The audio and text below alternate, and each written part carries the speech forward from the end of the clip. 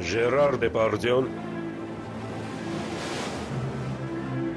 Comte de Monte Cristo ֆիլմում, երկրորդ մաս։ Մյուս դերերում Օրնելա Մուտի, Ժան Ռոշֆոր, Պիեր Արդիտի, Սերջո Ռուբինի, Միշել Օմոն, Ֆլորանս Դարել, Ինես Սաստրե, Ժան-Մարկ Թիբո, Julie Depardieu,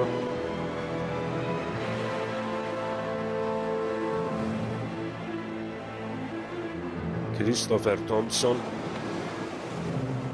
Roland Blanche, Georges Moustaki, Hélène Vincent, Stanislas Merar, Guillaume Depardieu, Patrick Bouchité,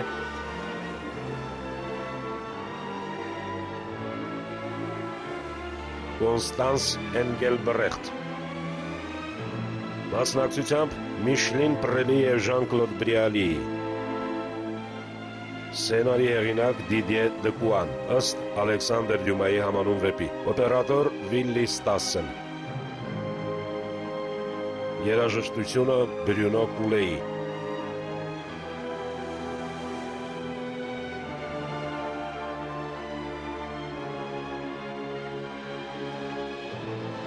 Ռեժիսոր Ժոզե Դայան։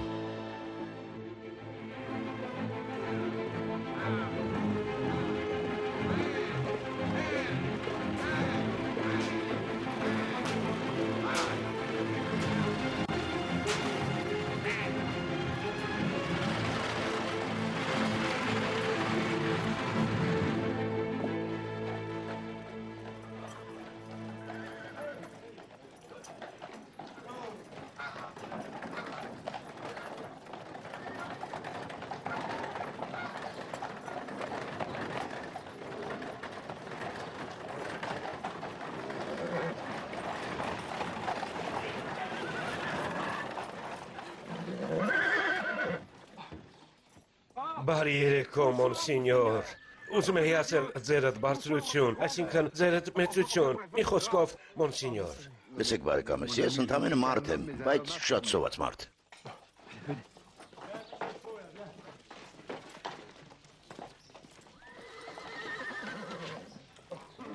Բարբիզոնի փոստային բաժանմունք։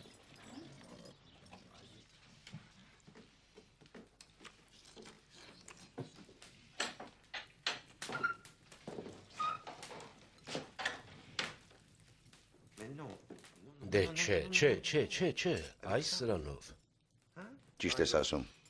Պիտի այնպես անեմ, որ շարժումներս չմատնեն ով լինելս։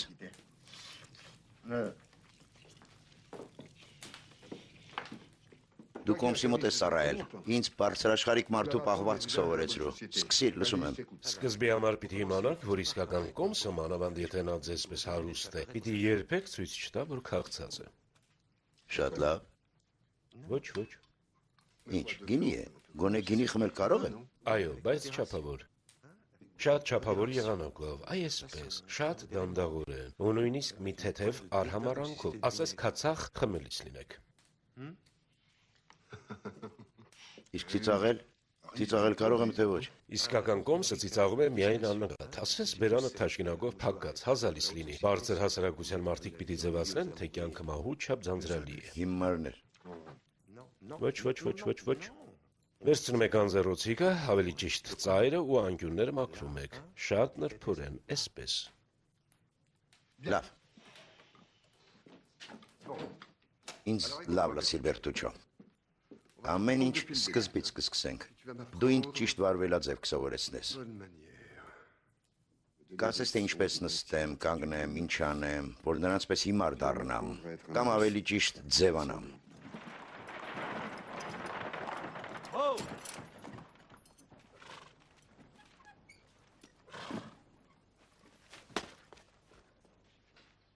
Բոշան, վերջապես եկար։ Կարդացեք մեր վերջին համարը։ Ամեն ինչ այս օրերին ընթացող դատավարության մասին Ժերվես Ռյուբուֆեն մահապատժի է ենթարկվելու։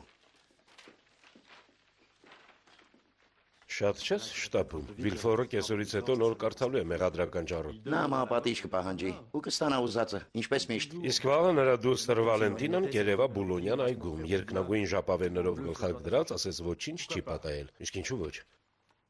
Օրիորդը Վիլֆորը շատ հմայի չէ։ Կանեբեր փողոցում մի քանի անգամ հանդիպել եմ նրան։ Շատ վաղուց էր, երբ գալիս էր Մարսել արձակուրդը Սեն-Մեռան տատիկի մոտ անցկացնելու։ Ալբերտովից մեռնում եմ, երբ ենք սեղան նստելու։ Կոմս դե Մոնտե Քրիստոին ենք սպասում։ Ում ասացիր։ Նորին գերազանցություն Կոմս դե Մոնտե Քրիստո։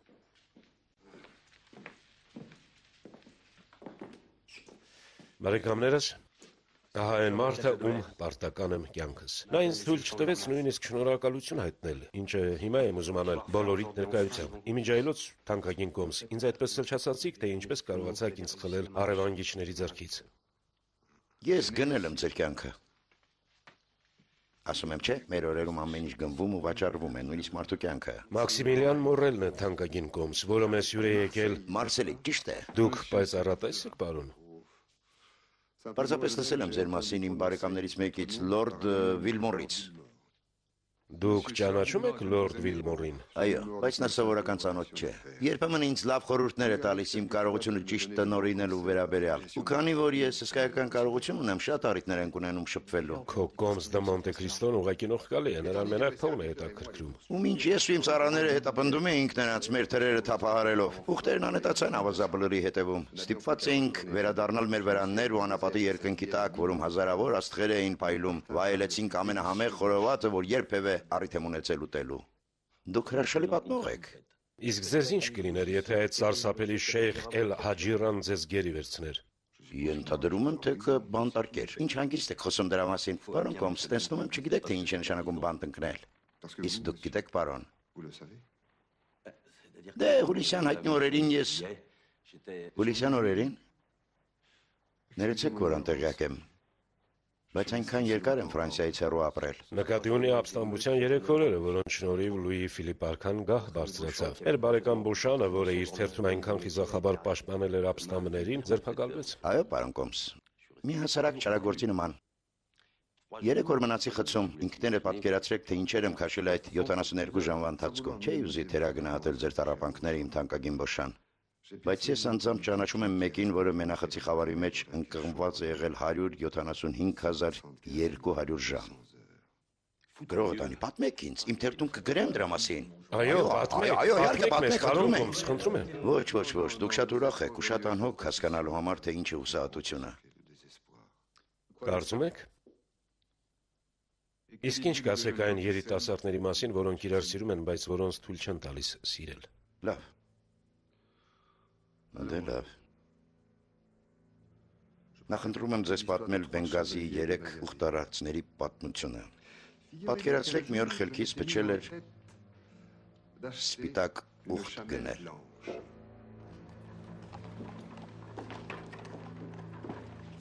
Բոլորին հմայեցիք։ Ասում էին, որ արտասովոր եք, անհավատալիորեն հետաքրքիր։ Նույնիսկ Բոշանը, որը օծի լեզու ունի, կանխատեսեց, որ շատ շուտով ամբողջ Փարիզը ձեր ոտքերի մոտ է լինելու։ Շատ ուրախ եմ, որ հրավիրեցիք ինձ Կոմս։ Իսկ հիմա կխնդրեի թույլ տալ, որ գնամ։ Բայց նախ պիտի ծանոթացնեմ ծնողներիս հետ։ Շատ են ուզում ձեզ շնորհակալություն հայտնել, հատկապես մայրս։ Իմ մասին պատմել եք նրան։ Եվ ինչ է ասել։ Որ շատ կուզեր ծանոթանալ ձեզ հետ։ Ես էլ։ Հայրս ձիարշավ շատ է սիրում։ Ջոկեյ ակումբի տարեդարձի առիթով որևէ ձի չեք ներկայացնելու։ Դա պարտադիր է, եթե ուզում եք Փարիզում փայլել։ Անկեղծ ասած, Վիկոն, չեմ պատկերացնում, թե ինչ ձի կարող է առաջ ընկնել այս մեկից, եթե իհարկե։ Իհարկե ինչ։ Ոչինչ։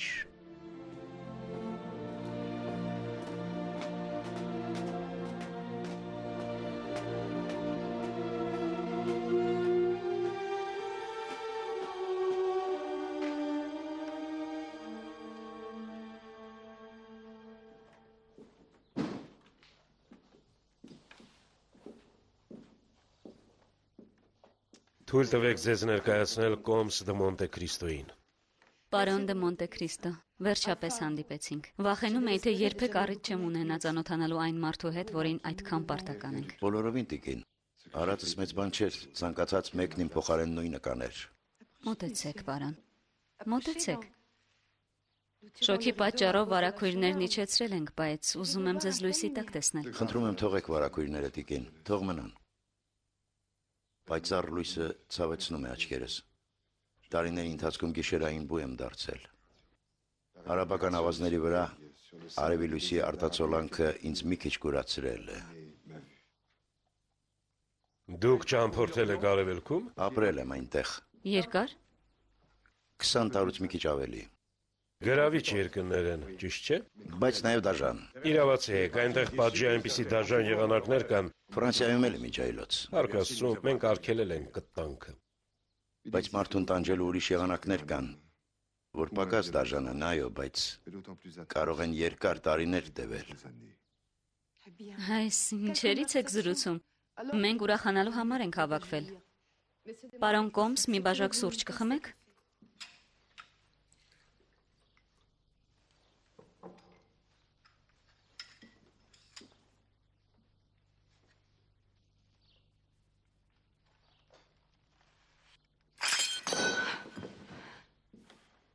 Թանկագինս, ձեզ ինչ եղավ։ Ձեզ վատ եք զգում, մայրիկ։ Աստված իմ, ինչու այդպես գունատվեցիք։ Չէ, բան չկա։ Երևի շոքից է։ Ամռան վերջին օրերին միշտ շնչահեղձ ենք լինում։ Հուսով եմ, Սենի ափամերձ թաղամասերում եք կացարան ընտրել, պարոն դե Մոնտե Քրիստո։ Սենը զովացնում է շրջակայքը, չհաշված իհարկե, որ երբեմն գարշահոտ է բուրում։ Ճիշտ որ որտեղ եք ապրում։ Մոնտե Քրիստո առանձնատանը։ Բայց դա որտեղ է գտնվում։ Շատ լավ տեղում է, բայց հասցեն չգիտեմ։ Թողեք, պարոն։ Մեկ է պիտի պարտվեմ, ինչպես միշտ։ Ես Ֆերնանին հաճույք պատճառելու համար եմ խաղում։ Շախմատ չեք սիրում։ Կինս կարծում է, որ պարտիաները շատ երկար են տևում։ Իրավացի է։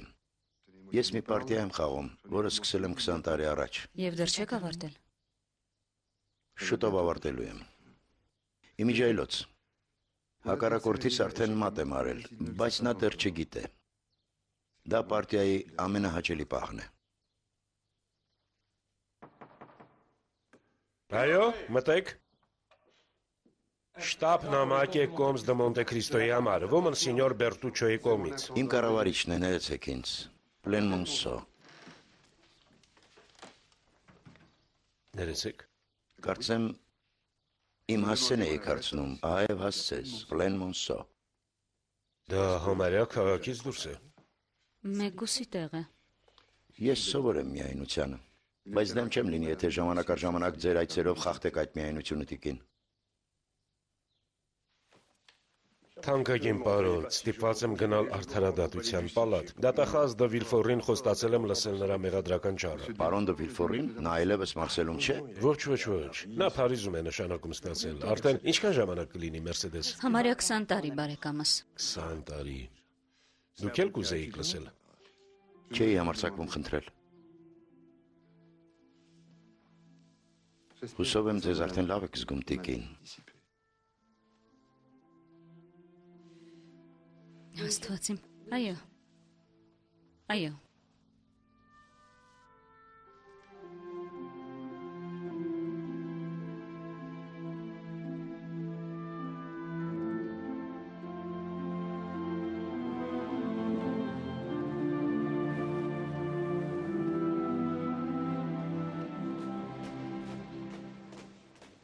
Ով է այդ Ժերվեզ Լբիֆեն, որին այսօր դատում են։ Նա կանանց օգնել է ընդհատել հղիությունը։ Բայց ինչ կարևոր է հանցանքը։ Գիտեք, արդարադատությունը ցելամարտի պես է։ Ցուլը միայն նրա համար է, որ ցելամարտիկը կարողանա իր վարպետությունը ի ցույց դնել։ Ներեցեք։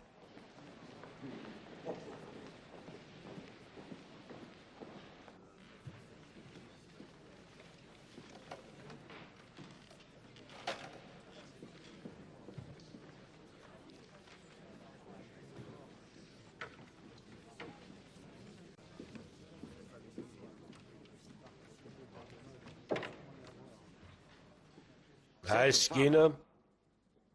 չնայած արդյոք նա արժանի է կին կոչվելու,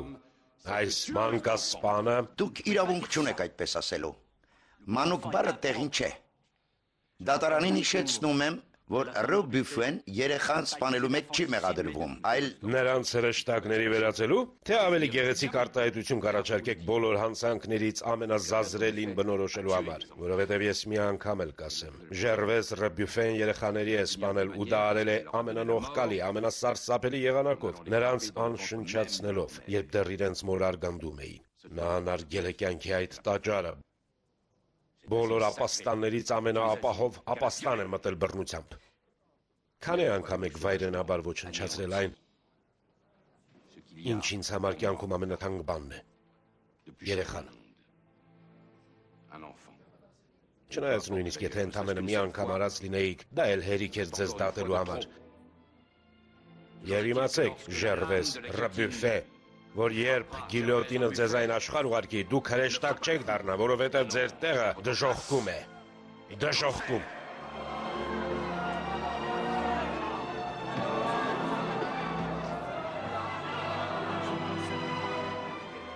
Եթե ուզենաք ներկա լինել մահապատժին, կարող եմ ձեզ համար տեղ ճարել,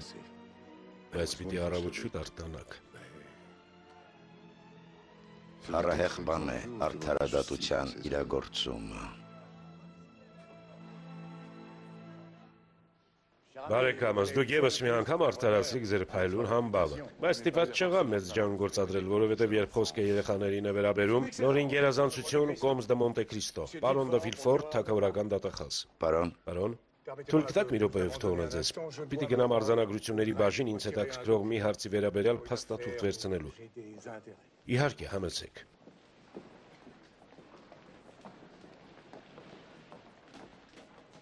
ով է այստեղ մաքրում։ Ներեցեք։ Ով է մաքրում դահլիճը, ով է մաքրություն անում։ Աստված իմ, ենթադրում եմ հավաքարարուհիները։ Ինչու եք հարցրում, պարոն Կոմս։ Չնկատեցիք, թե մեղադրյալն ինչքան լաց եղավ։ Այո,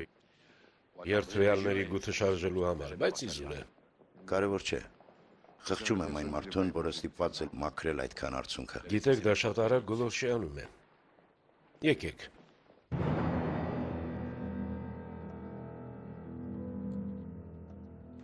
Իվ ամրոցն եմ։ Թագավորության ամենասարսափելի բանտերից մեկը։ Երբ Մարսելում էի աշխատում, երբեմն բանտարկյալներ եմ ուղարկել այնտեղ։ Իսկ ինչու եռացաք Մարսելից։ Այնտեղ ձեզ լավ չէիք զգում։ Տհաճ հարց եք տալիս։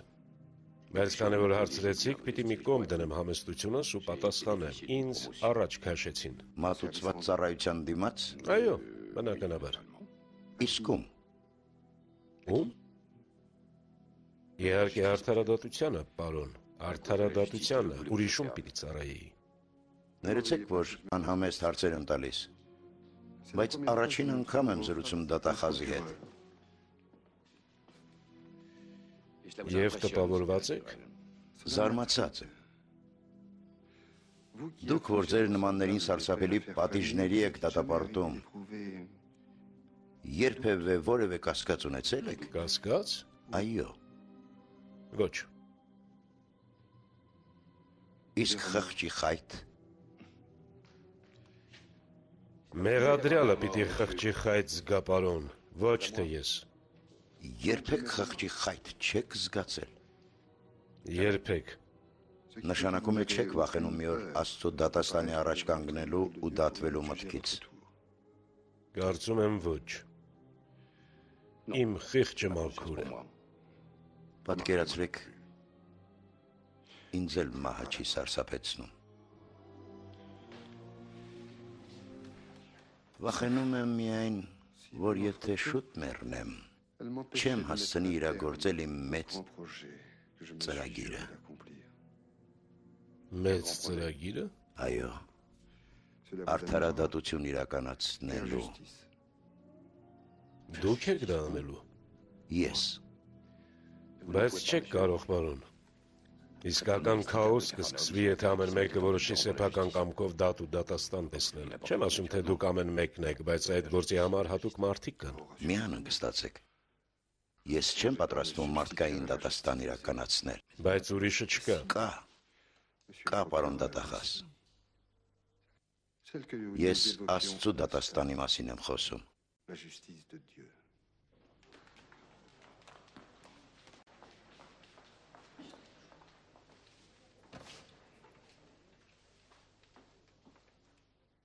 Ներեցեք։ Դուրսերս Վալենտինան, պարոն Կոմս դե Մոնտե Քրիստո։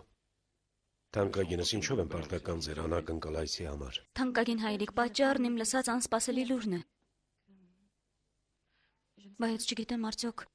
Կարող ես խոսել պարոն դե Մոնտե Քրիստոյի ներկայությամբ։ Նա քիչ առաջ ասում էր, որ պատրաստվում է Աստծո պարտականություններ ստանձնել։ Ու քանի որ Աստված ամեն ինչ գիտե, չեմ կարծում, թե այնպիսի բան ասես, որը զարմացնի պարոն Կոմսին։ Ճիշտ է, որ պարոն Ֆրանց Դեպինեն, որը դեռ մի տարի պիտի ծառայեր Ալժիրում որպես սպա, շուտով կվերադառնա Փարիզ։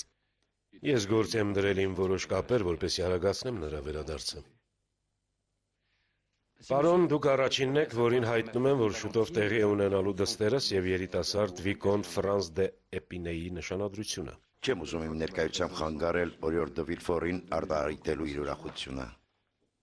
Իմ անունից ներողություն կխնդրեք դե Մորսերից։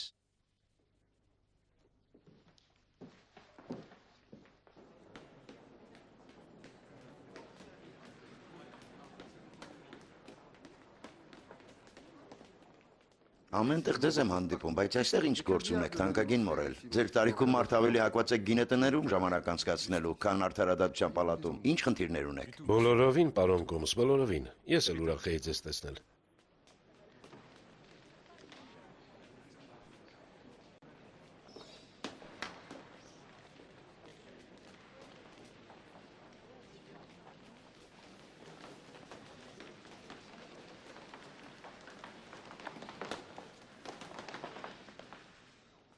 Ինչ է պատահել։ Ամենավատ բանը, որ կարող էր պատահել։ Ֆրանց Դեպինեն վերադառնում է Ալժիրից ու գնա, հեռացիր։ Զգուշ։ Պարոն դատախազ, խնդրում եմ մի սպանեք նրան, նա իմ միակ հարազատն է։ Խղճացեք, պարոն, խնդրում եմ։ Խղճացեք։ Օրիր։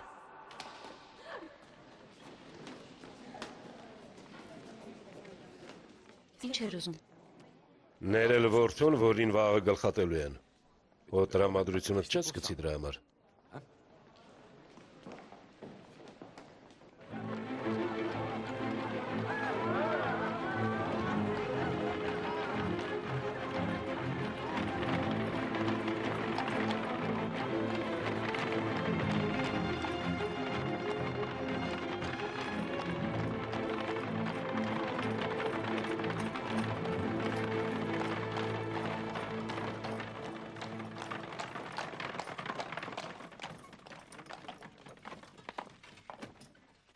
Բարի գալուստ քո տուն, տերիմ։ Դու գոհ կմնաս, նոր տունը շատ գեղեցիկ է, Բերտուչոն լավ է աշխատել։ Դու քո մարդիկ լավ եք տեղավորվել։ Մեզ համար մի անհանգստացիր։ Քեզ շատ հեռվից եմ այստեղ բերել Մուհամեդ։ Չեմ ուզում, որ ափսոսած դրա համար։ Մեզ համար մի անհանգստացիր։ Միայն փոքրիկ Հասանն է տխուր։ Ինչու է տխուր։ Որովհետև այստեղից ծովը չի երևում։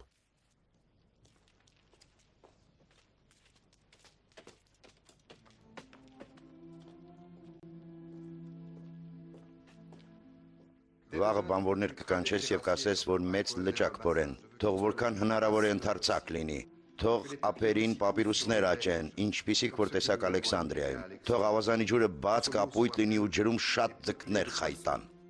Ասես Աստվածաշնչից լինի, եւ Աստված արարեց երկիրն ու երկինքը։ Փոքրիկ Հասանի համար եմ փորձում Աստծո դեր խաղալ։ Շատ է կարոտում ծովը։ Այստեղ նույնը չէ, ինչ Մարսելում, հա, պարոն Կոմս։ Այստեղ 100-ից ավելի սենյակ ունեք, նաև շեֆ խոհարար, սոուսներ պատրաստող վարպետ, հրուշակագործ ու խոհարարի 7 օգնական։ Այո։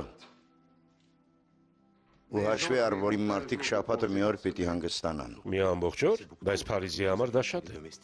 Սա իմ տունն է, եւ մարդիկ այստեղ իմ օրենքներով են ապրելու։ Բայց շատերը կզարմանան, որ Հույս ունեմ հենց դրա համար եմ Փարիզ եկել, զարմացնելու, շփոթեցնելու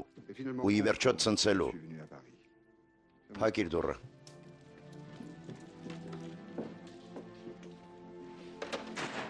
Ասա Բերտուչո։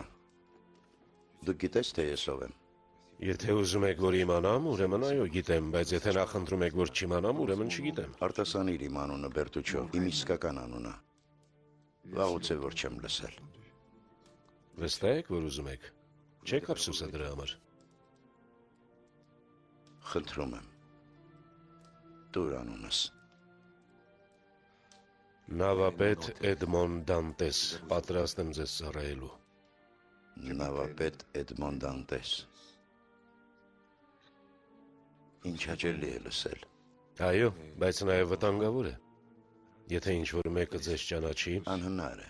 Դիմակը սանթերի է, նույնիսկ Վիլֆորը ինձ չճանաչեց։ տեսքից գուցե եւ անճանաչելի եք, բայց ձայնը Եթե Վիլֆորը չլսեց Էդմոնդ Դանտեսի անմեղության աղաղակները, հազիվ թե ճանաչի Մոնտե Քրիստոյի ձայնը։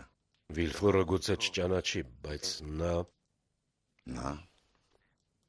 Այո, պարոն Կոմս, նա նավապետ Դանտեսի նախկին նշանածը։ Մերսեդեսն առաջվա պես գեղեցիկ է։ Գուցե նույնիսկ ավելի։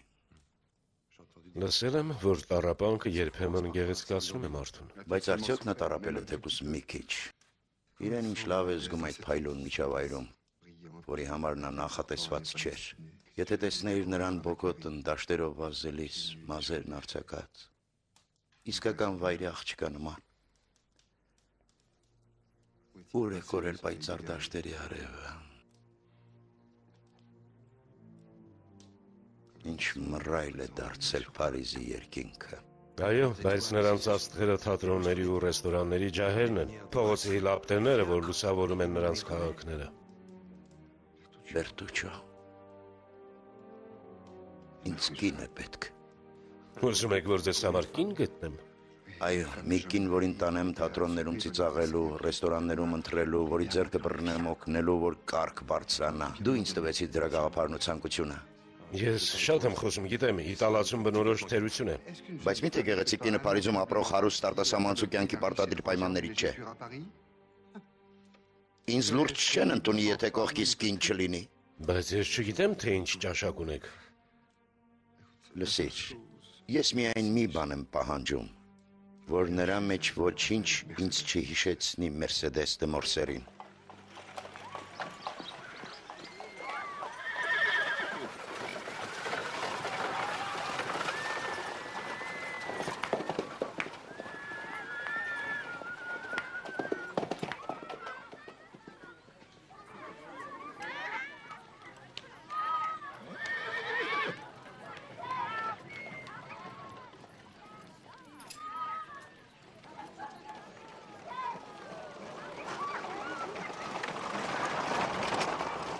Ուրեմն մեզ շիկայերը մեկն է պետք։ Փոքրիկ տիկնիկ, ոչ թե վայրի աղջիկ։ Կապույտ աչքերով, մի թեթև առոգանությամբ, բայց ոչ իսպանական։ Եվ վերջապես նա պիտի կոմսուհի չլինի։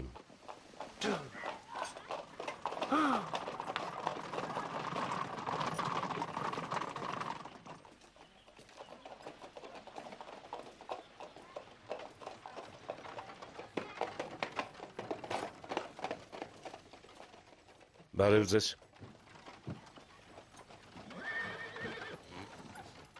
Լավ եղանակ է, չէ՞։ Անունս Բերտուչո է։ Կարող ենք մի քիչ խոսել։ Ինչից խոսենք։ Ինձ թվում է շատ հետաքրքիր նմուշ են ջարել։ Նմուշ, բարոնուհի Կարոլին Դժուի Մոբեր, տիկին բարոնուհուն ես նմուշ անվանում։ Հետնել բարոնուհի է, շատ լավ է, որովհետև եթե կոմսուհի լիներ, գործը գլուխ չէր գա, իսկ այ բարոնուհին լրիվ հարմար է։ Այո, բայց նա իմ տիրուհին է։ Սրիկայի մեկ ապա իջիր ասում եմ։ Վերջ որ ձիերին կվախեցնես։ Հարգանքներս տիկին բարոնուհի, շատ եմ ափսոսում։ Ափսոս տիկին բարոնուհին կատարյալ կլիներ, ուղղակի կատարյալ։ Բայց դուք իմ թանկագին բարոն, դուք, որ խորշոր բանկիր եք, ինչպես կարող եք այդքան զգուշավոր լինել։ Ճիշտ է ասում Դանգլար, ապագան երկաթուղուն է պատկանում, հարցրեք ումզում եք։ Պարոն Արագոն հակառակն է պնդում։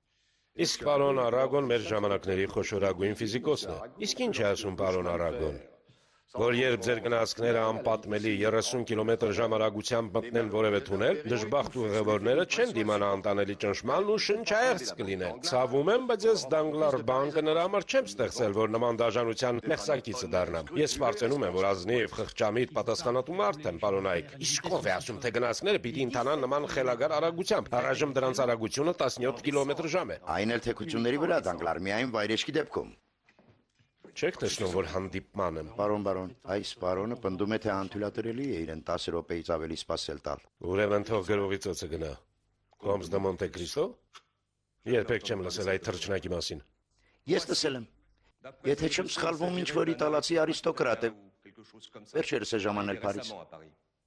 Պարզ է եւս մի ցնցոտիավոր, եւս մի աղքատ ներգաղթյալ։ Նապոլեոնն ուզում էր նվաճել Եվրոպան, իսկ արդյունքում հիմա մենք ենք նվաճվողը։ Սխալվում եք, բարոն։ Ասում են, թե Մոնտե Քրիստոն ահռելի հարստություն ունի։ Բառացիորեն ահռելի։ Եվ կարծում եք, որ ուզում է Դանգլար բանկին վստահել այդ կարողության կառավարումը, այ դա ամեն ինչ փոխում է։ Պարոնայք, ներեցեք ինձ, հետո կշարունակենք։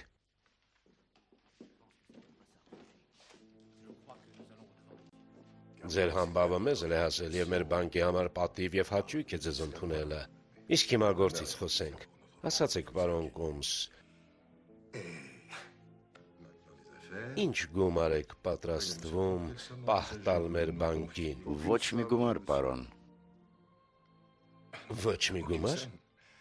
Ձեզ փող չեմ բերել, բարոն, հակառակը եկել եմ փող խնդրելու։ Ինձնից։ Իհարկե, չէ՞ որ դուք բանկիր եք։ Այո, պարոն, բայց Ես նամակ ունեմ Թոմսոն եւ Ֆրենչ բանկից, որը ձեզ մոտ իմ անունով անսահմանափակ վարկ է բացում։ Ահա, ինքներդ կարդացեք։ անսահմանափակ վարկ։ Բայց դա ինչ է նշանակում։ Կարծում եմ ամեն ինչ շատ պարզ է։ Փարիզում մնալուց ընթացքում, ինչը մոտ 1 տարի է տևելու, ձեզանից կվերցնեմ այնքան փող, որքան որ կուզենամ։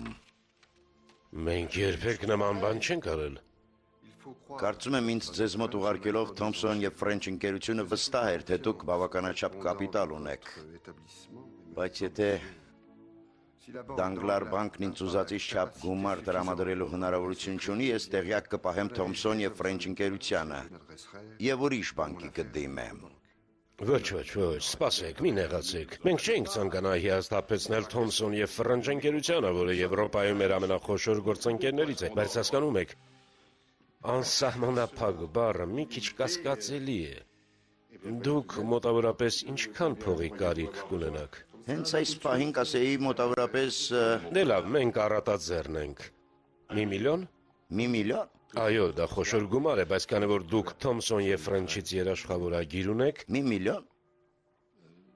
Շնորհակալություն մի հայտնեք։ Դա հսկայական գումար է, գիտեմ, բայց Դանգլար բանկը նոր է ստեղծվել եւ մենք փորձում ենք լավ համբավ ձեռք բերել։ 6 6 ինչ։ 6 միլիոն։ Դուք 6 միլիոն ֆրանկ եք ուզում։ Սկզբի համար։ 6 միլիոն։ Որից 500,000-ը պիտի անմիջապես իմ տրամադրության տակ դրվի։ Կեսը ոսկով, մյուս կեսը թղթադրամներով։ 500,000։ Հենց հիմա, անմիջապես։ Պարոն, ինչպես անսահմանափակ վարկ արտահայտությունը, այնպես էլ անմիջապես բառը շատ կոնկրետ իմաստ ունեն։ Դուք ընդունում եք աշխարհի ամենահարուստ մարդկանցից մեկին եւ փոխանակ այնպես անեք, որ նա հարստացնի ձեր գանձարանը, թույլ եք տալիս, որ դատարկի։ Մարդիկ կծիծաղեն ձեզ վրա։ Դուք ֆինանսներից ոչինչ չեք հասկանում, բարեկամս։ Գիտեմ։ Ձեր կարծիքով ես ոչինչի ընդունակ չեմ։ Նույնիսկ ձեզ մի որդի պարգևելու, շատ եք ասել։ Ձեզնից երբեք որդի չեմ պահանջել։ Մի երեխան ինձ լրիվ կգոհացներ, տղա կամ աղջիկ։ Կեղծավորություն մի արեք։ Գիտեմ, որ տղա էիք ուզում, որ ժառանգեր ձեր ունեցվածքը։ Բնական է, որ տխրում եմ, երբ մտածում եմ, որ ինձնից հետո Դանգլար բանկը օտարների ձեռքն է անցնելու։ Մի անհանգստացեք, երիտասարդը Մորսերը կգնի ձեր բանկը։ Նրա հայրը բավականաչափ հարուստ է նրան այդպիսի խաղալիք նվիրելու համար, իսկ Մորսերներն այնքան էլ օտար չեն։ Ինչ եք ուզում ասել։ Բանկերի համար միշտ էլ հարմար է, որ կողքին Ֆրանսիայի պեր կանգնած լինի։ Ֆրանսիայի պեր, որի հետ նա չարաճճիություններ է արել Մարսելում։ Ինչ, չարաճճիություններ։ Ես ոչինչ էլ չեմ արել։ Եկեք պարկեք Երմին, վաղը ջոկեի ակումբ են գնալու։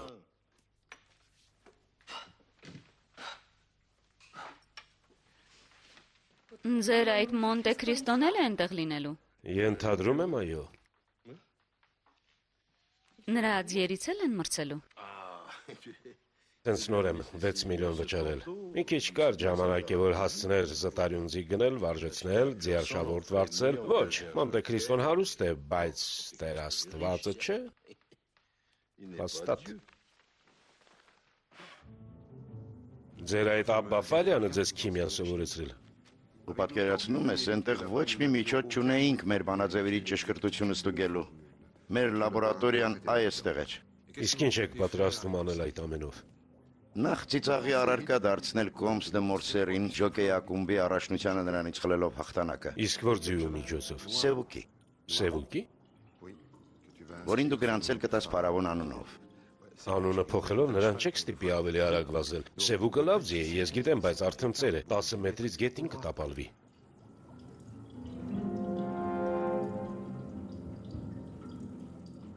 Սա կլցնես նրա ջրամանի մեջ։ Սա ինչ է, առույգացնող հեղուկ։ Քո ձեռքում հիմա մի թուրմ է, որը կարող է փոքրիկ արկայծումը իսկական մայթյունի վերածել։ Հայտնի է, թե ում է պատկանում Փարավոնը։ Մի անգլիացու պարոն, Ոմն Լորդ Վիլմորի։ Տեսել ես նրան։ Ինչ տեսակ մարդ է։ Ինչքան գիտեմ, նա նույնիսկ ներկա չէր Դիարշավին։ Հրաշալի է, ինձ ջախջախում է ինչ-որ անհայտ անգլիացի, որի ձին ավելի շատ կմախքի է նման, քան ձիու։ Բայց ներեցեք, ձին մեղավոր չէ։ Շատ եմ ցավում, Ֆերնան։ Գիտեմ, թե ինչ կարևորություն է իր տալիս այս մրցությանը։ Ու ոչ միայն ես, մեր բարեկամ Դանգլարը 3000 ֆրանկ էր դրել իմ ձիու վրա։ Վիլֆորն էլ էր իր փողը ինձ վստահել։ Ես ծիծաղի առարկա դարձա։ Լավ հերիք մաքրեց դրան։ Վաղ մորթել եմ տալու։ Բայց պարոն Կոմս, Այո, այդպես է, հանկարծակի պարտվել ինչ-որ պառավ անուշ ձիու։ Ժանին անարժանի չէ իր կերած վարսակին։ Հենց վաղը սպանդանոց կտանես։ պարոն դարդարացի չէ։ Ձեր ձին շատ լավ բացեց, ուղղակի մյուս ձին ավելի ուժեղ էր։ Եթե ինձ չազատես սրանից, իմ ձեռքով կմորթեմ։ Կառքս լցեք, դուրս եմ գալիս։ Ուր ես գնում։ Շուտով սեղան նստելու ժամը կլինի։ Ախորժակս փակեցիր։ Չէ, անտանելի է։ Այստեղ պիտի կանգնենք Տիկին Կոմսոյի։ Այո։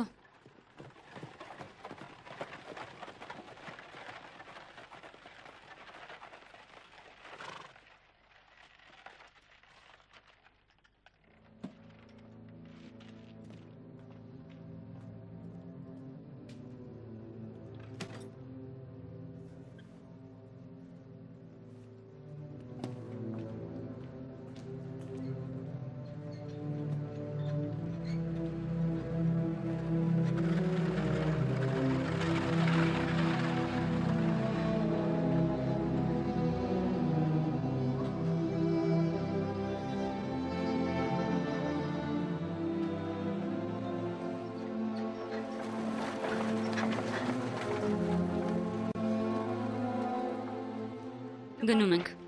Ուր տանեմ Տիկին Կոմսուհուն։ Ուր որ կուզես, ինձ համար մեկ է։ Միայն արագ քշիր։ Չեմ հասկանում ինչից է, բայց շունչս կտրվում է։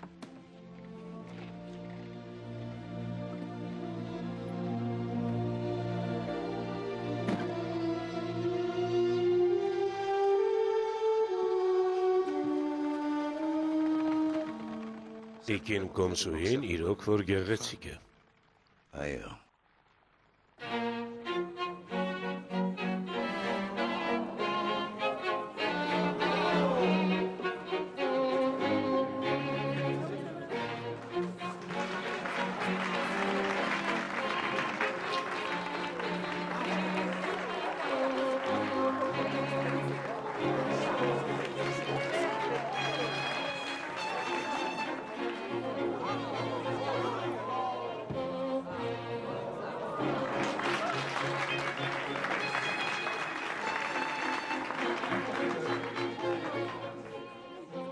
Բայց եթե ձեր հայրը միջնորդել է, որ Ֆրանս դեպինեն ժամանակից շուտ Ալժիրից վերադառնա Փարիզ, նշանակում է, որ ուզում է ձեզ շատ արագ ամուսնացնել նրա հետ։ Հավատացեք, Մաքսիմիլիան, այդ ամուսնությունը չի կայանա։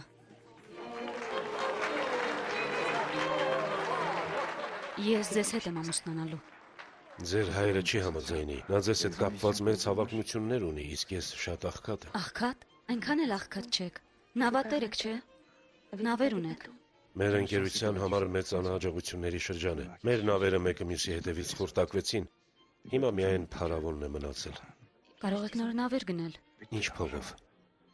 Քիչ առաջ պարոն Դանգլարի մոտ էի։ Իմ նախագծի մասին էի ուզում խոսել։ Մոռանանք Դանգլարներին։ Մենք մի դաշնակից ունենք, պապս։ Դեպինե անունը նրա համար անիծված է։ Նա ամեն ինչ կանի, որպեսզի ես երբևէ չկոչվեմ Վալենտինա Դեպինե։ Բայց նա ինչ կարող է անել։ Պարոնն ու Արտիե դե Վիլֆորի նկատմամբ ձեր սերը ձեզ մոռացնել է տալիս, որ նա անդամալույց է դարձել ու կորցրել խոսելու ունակությունը։ Նա կարողանում է ուզածը հասկացնել աչքերը թարթելով։ Իմ վերջին հույսը Կոմս դե Մոնտե Քրիստոն է։ Նա շատ հարուստ է ու ասում են, թե առատաձեռն է։ Չգիտեմ ինչու, բայց ինձ թվում է, թե նա ինձ սիրում է։ Գուցե ինձ պարտքով տա այն փողը, որի կարիքը ունեմ, որպեսզի Նա չէ, նրա կարողությունը չափազանց մեծ է եւ դա կասկածներ է առաջացնում։ Հայրս ոստիկանությանը հանձնարարել է հետաքննություն սկսել։ Զգուշ եղեք, Մաքսիմիլիան։ Գործ մի բռնեք մի մարդու հետ, որին այսօր կամ վաղը կարող են ձերբակալել։ Իմիջայլոց Տիկին դե լա Ռիշարդեն էլ վատը չէ իր ոճում։ Տիկին դե լա Ռիշարդենով է։ Ինձ հանձնարարել էի, որ ձեզ համար գտնեմ մի Սիրուհի, իրերն իրենց անունով կոչենք։ Ուրեմն այսպես, ձեր ապագա սիրուհին, ավելի ճիշտ հնարավոր ապագա սիրուհին 31 տարեկան է։ Անունը Կամիլ դե լա Ռիշարդե։ Շիկահեր է եւ շատ առաքինի։ Չեմ հավատում կանանց առաքինությանը։ Ոչ,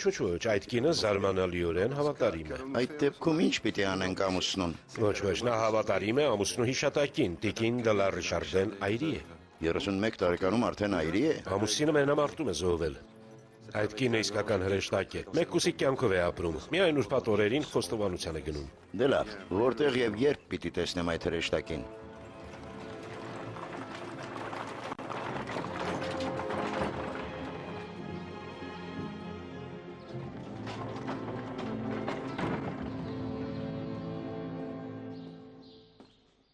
Դոմինուս Վուբիսկուս տանկագին գործընկեր։ Ով եք դուք։ Ինչպես եք ներս մտել։ Դռնով, որը բաց էր ինչպես որ վայել է Աստծու տանը։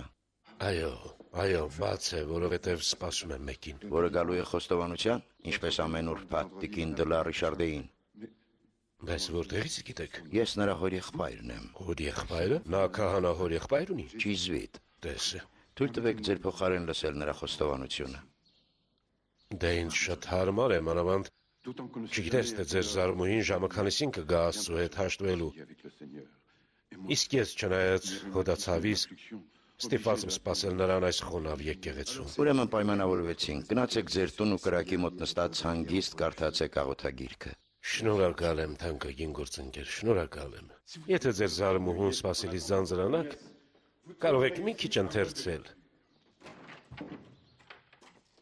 Արդեն չգիտեմ, թե ուր դնեմ գրքերս։ Ձեզ խորհուրդ կտամ այս մենագրությունը, որ ինքս եմ գրել, վարազի մասին է, որին հինդուական ավանդույթում վարահա են կոչում, կտեսնեք, շատ զվարճալի է, շատ զվարճալի։ Տեսնում եմ բամբեր թերթի իսկական հավաքածու ունեք, ես 1915 թվի համարները աչքի կանցկացնեմ։ Դա իմ քահանա կարգվելու տարին է։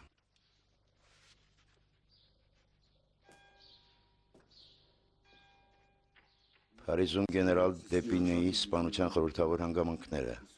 Կասկածները, որոնք այդպես էլ չհաստատվեցին, ընկել էին պարոն Նուարկեի վրա, որն ապրում է Կոկերոն փողոցում եւ հայտնի է իր բոնապարտիստական հայացքներով։ Ի հակադրություն գեներալ Դեպինեի, հայտնի է, որ վերջինս երթվել էր ամեն գնով թույլ չտալ, որ նախկին կայսր Նապոլեոնը նորից ոտք դնի ֆրանսիական հողին։ Աստված իմ, Աբբա Ֆարյան իրավացի էր։ Վիլֆորը կարծել էր, թե ես կարդացած կլինեմ էլ բակղզուց վերցրած նամակը։ Ինձ բանտ նետելով նա մի ձեռքով երկու նապաստակ էր որսում, պաշտպանում էր հորը եւ ծառայություն էր մատուցում միապետությանը։ Եվ այդ ծառայության համար նրան լավ վարձատրել են։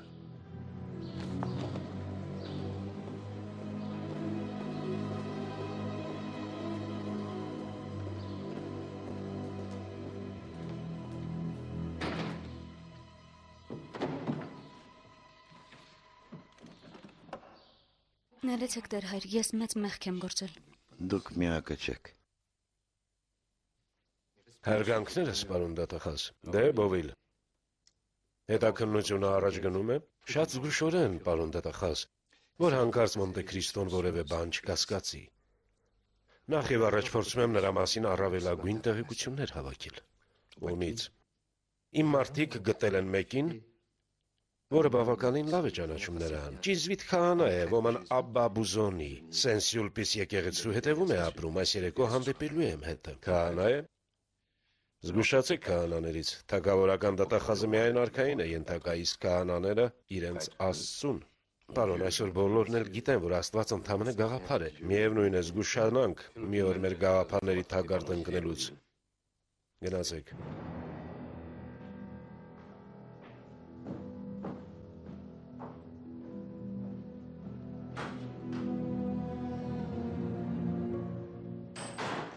Ես արժանի չեմ ներման, ճիշտ չէ Տեր հայր։ Գիտեմ։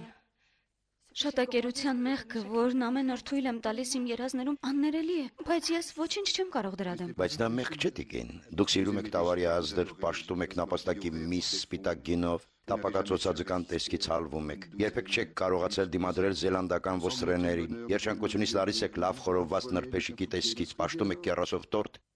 Հետո ինչ։ Գրողը տանի Աստծուն տեղն եք դրել։ Վերջ տվեք մտածելուն, թե Աստված դեմ է հաճույքներին։ Արարիչը, որն այնքան գեղեցկություն է դրել այս աշխարհի մեջ, չի կարող մռայլ ու նեղմիտ մեկը լինել։ Նրան հետաքրքրում է ձեր հոգու պարունակությունը, այո, բայց նրա համար լրիվ մեկ է, թե ինչեր եք դնում ձեր բերանը։ Մանավանդ, որ այնքան գեղեցիկ բերան ունեք, տիկին։ Հայր իմ։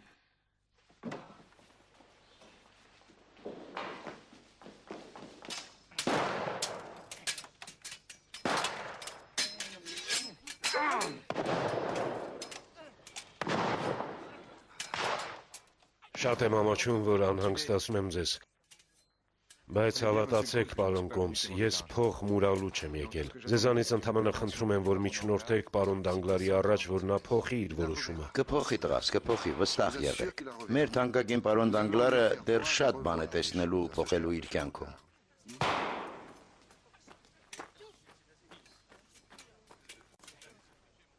Արդեն ուշ է, պարոն, պիտի պատրաստվեք։ Ներեցեք պիտի գնամ։ Մոռացել էի, որ ձեզ համար ամեն երեկոն տոն է։ Ինչ գեղեցիկ կյանքով եք ապրում։ Այս երեկո որտեղ եք փայլելու։ Օպերայում, ռեստորանում։ Այս երեկո խաղալու եմ։ Պիտի շատ զգույշ լինեք։ Բովիլը կարող է ձեզ ձերբակալել։ Ինձ ձերբակալելու համար պիտի իմանա, թե ով եմ։ Այո, բայց եթե ճանաչի։ Որովհետև բանտերի վերահսկիչ էր ու մի քանի անգամ այցելել է Իֆ ամրոց։ Եթե Մերսեդեսն ինձ չճանաչեց, ուրեմն Բովիլն էլ չճանաչի։ Սիրահարվածքինը մի բան է, ոստիկանը մի ուրիշ բան։ Ինչ սիրահարված կնոջ մասին ես խոսում։ Եթե Մերսեդեսը սիրեր Էդմոն Դանտեսին, երբեք չէր ամուսնանա Ֆերնանի հետ։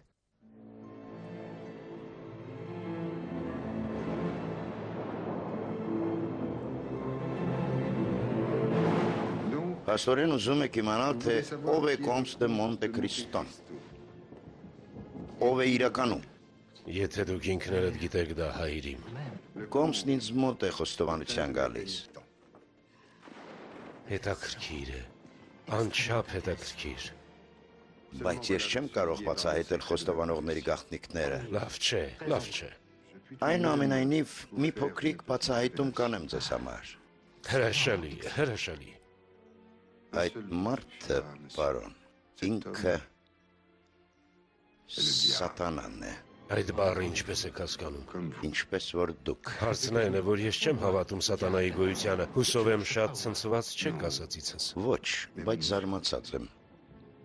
Կարծում էի, թե հանդիպել եք նրան։ Սատանային։ Գոնե անիծյալներին։ Երբեք չեք հայտնվել դժոխքում, պարոն դե Բովիլ։ Օրինակ, երբ այցելում էիք բանտեր, հիշում եք հուսահատության ցավի աղաղակներն ու հեկեկոցները։ Դուք էլ մյուսների նման այդքան կարճ հիշողություն ունեք։ Որտեղից գիտեք այդ ամենը, չեմ հասկանում։ Ես այդ անիծյալներից մեկն եմ եղել։ Ինչ է ձեր անունը։ Աբբա Ֆարիա։ Ֆարիա, այդ անունը ինչ որ բան է հիշեցնում։ Իֆ ամրոցը, պարոն, դուք պատասխան եք տալու։ Մարդկանց տառապանքների նկատմամբ անտարբերության համար մի օր պատասխան եք տալու ոչ թե ինձ, այլ Աստծուն։ Աստված չկա։ Ես վստահ եմ, որ չկա։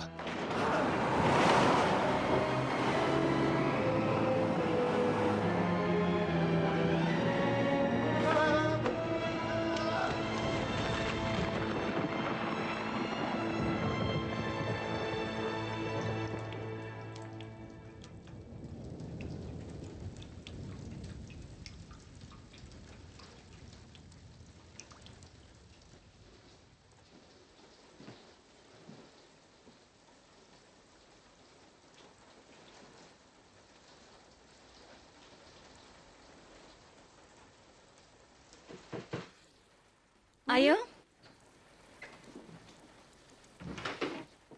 Ընթրիքը մատուցված է։ Այսօր ինչ է ճաշացանկում։ Նախատեսել ենք ջրկոտեմով ապուր, այնուհետև կակավի մսով եւ կաղամբով ֆրիկասե, եւ խավարտիլով պյուրե։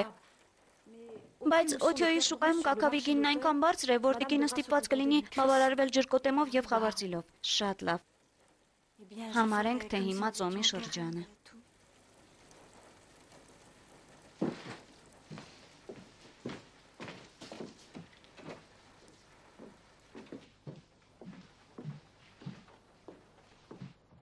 Տիկին, Կոմս դե Մոնտե Քրիստոն խնդրում են ներել իրեն այսքան հանդուգն եղանակով ձեզ ներկայանալու համար։ Բայց այն ժամանակից ինչ Փարիզ է եկել, ամեն օր լսում է ձեր մասին։ Եվ այլևս հույս չունենալով ձեզ հանդիպել օպերայում, ռեստորանում կամ էլ նորին մեծության արքունիքում։ Բայց ինչպես կարող եմ տնից դուրս գալ, պարոն։ Ամուսնուս մահից հետո ես ծայրաստիճան աղքատության մեջ էի եւ ստիպված եղա վաճառել բոլոր զարդերս ու զգեստներս։ Այնուամենայնիվ, քանի որ Կոմս դե Մոնտե Քրիստոն շատ անհամբեր էր տեսնելու ձեզ, որոշեց վարվել այնպես, ինչպես արևելքում են վարվում,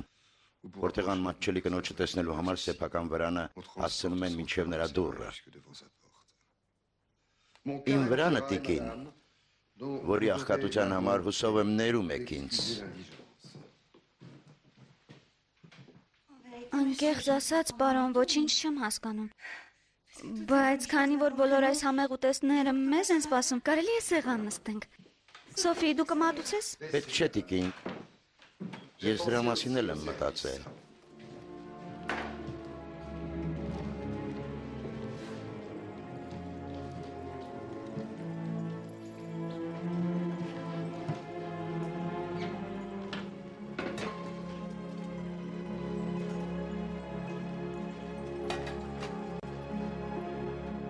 Սա ինչ է։ Չեմ համբերում համատեսնել։ Այս սև բանից տվեք, որ մետաղի գավաթի մեջ է։ Սա ձկնկիթ է, տիկին, իսկ գավաթը ոսկեզոծ արծաթից է։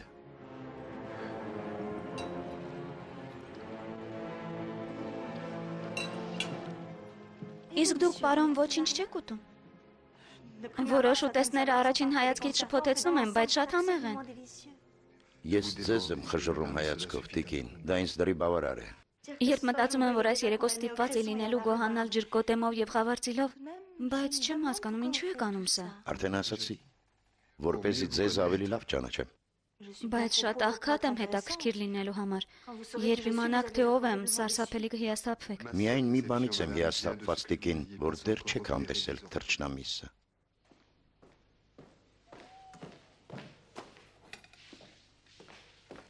Բերտուչո։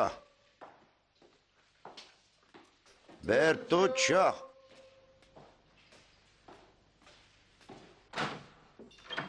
Բերտուչո վեր կաց։ Բայց դեռ մութ է։ Արագ վեր կաց։ Շատ գործ ունես անելու։ Ուզում եմ, որ Օթյոյ ուղարկես Փարիզի ամենահայտնի դերձակին, ամենանորավոճ որսահարթարին ու ամենախոշոր ոսկերչին, եւ գնի չնայես քեզ անսահմանափակ վարկ եմ տալիս։ Պարոն, Այո։ այս ամեն արդյոք նշանակում է, որ Օթյոյում անցկացրած երեկոն ձեզ դուր է եկել։ Աննման էր Բերտուչո, աննման, ու նա էլ էր աննման։ Դե, ձեզ տեսնեմ, արագ։ Արագ։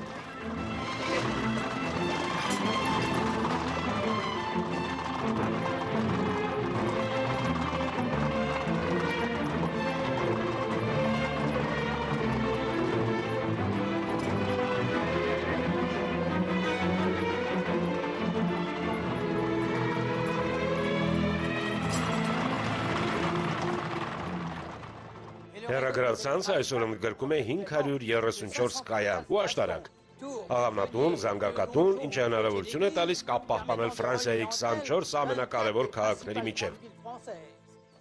Եվ ինչպես տեսնում եք, ես պատասխանատու եմ Փարիզ մտնող կայանի համար։ Ահա, Առաջընթացը հրաշալի բան է, երևի հպարտ եք, որ աշխատում եք այստեղ։ իհարկե, միայն թե ստիպված եմ լինում անընդհատ վեր ու վար անել։ Մի օր ընկնելու եմ ջարդվեմ։ Էլ չեմ ասում, որ ձմռանը հեռագրատանն այնքան ցուրտ է, որ շատ հեշտ է թոքաբորբով հիվանդանալը։ Այո, պատկերացնում եմ, բայց գոնե դրան համապատասխան վարձատրություն ստանում եք։ Տարեկան որքան եք վաստակում։ 1000 ֆրանկ, պարոն։ Իհարկե, ինձ կացարան են տրամադրել, մի քիչ էլ հող, որ վրան բանջարեղեն ցանեմ, բայց դե 1000 ֆրանկը ինչ փող է, թշվառ վիճակ է։ Իսկ երբ այլևս ի վիճակի չլինեմ բարձրանալ իջնելու, ինչով պիտի ապրեմ։ Հեռագրատան ղեկավարությունը հավանաբար թոշակ կնշանակի։ Ողորմելի մի գումար։ Իսկ եթե ձեզ 25,000 ֆրանկ առաջարկեմ, Դա մի ամբողջ կարողություն է, բայց ինչ եք պահանջում դրա դիմաց։ մի հեռագիր ուղարկել, որը ձեզ կթելադրեմ։ Անհնար է, դա արգելված է։ Ես կարող եմ միայն այնպիսի հեռագիր ուղարկել, որը ուրիշ կայաններից եմ ստացել։ 30,000 35,000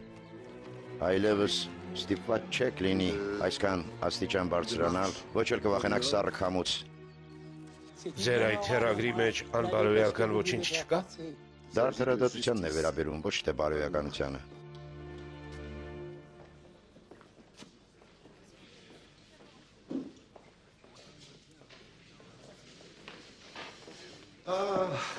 Արգանքները ստիկին Սևոնե, գոհ եք, որ գնել եք Կլինյան կուր փողոցի գլխարկների խանութը։ Ձեզ ասում էի, չէ՞ որ շահավետ գործարքեմ։ Հետաքրքիր է, սա մեր աննման պարոն Տյուշերեն չէ։ Դե թանկագինս գնալով հարստանում եք ցատկապարաններ ու օղակներ արտադրելով։ Բոշան։ Թերթս մի հաղորդագրություն է ստացել։ Գնանք։ Հենց ստացա ինքս ինձ ասացի, սա պարոնին կհետաքրքրի։ Այս անգամ ինչքան եք ուզում, Բոշան։ Ինչպես ասեմ, վերջերս հանդիպում եմ մի պարու հետ, որն ուղղակի սքանչելի է։ Բայց հասկանում եք, 200 ֆրանկով ձեր պարուհուն լրիվ կգոհացնեք։ աննման կին է, բայց շատ մեծ ախորժակ ունի, այնպես որ ճիշտ կանեք, եթե մինչև 500 ֆրանկ բարձրանաք։ 300։ Այդքան գումարով խեղճ աղջիկը պիտի պոռնկություն անի։ Նրանք բոլորն էլ անում են դա, իսկ հիմա արագ, հաղորդագրությունը։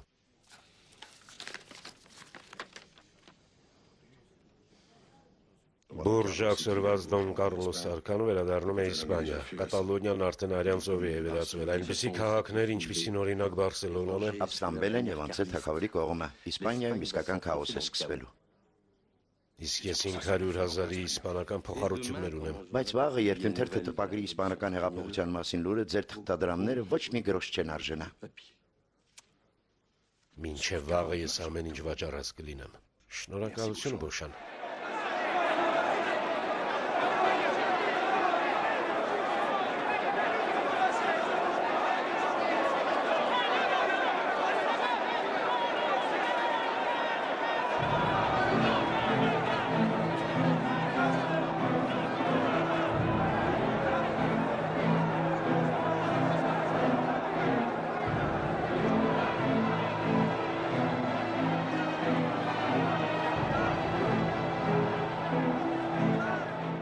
Իմ թանկագին Դանգլար, իրոք որ դուք եք եղանակ ստեղծում բորսայում։ Պարոնն իսկական փոթորիկ է սանձազերծել իր իսպանական փոխառությունները վաճառելով։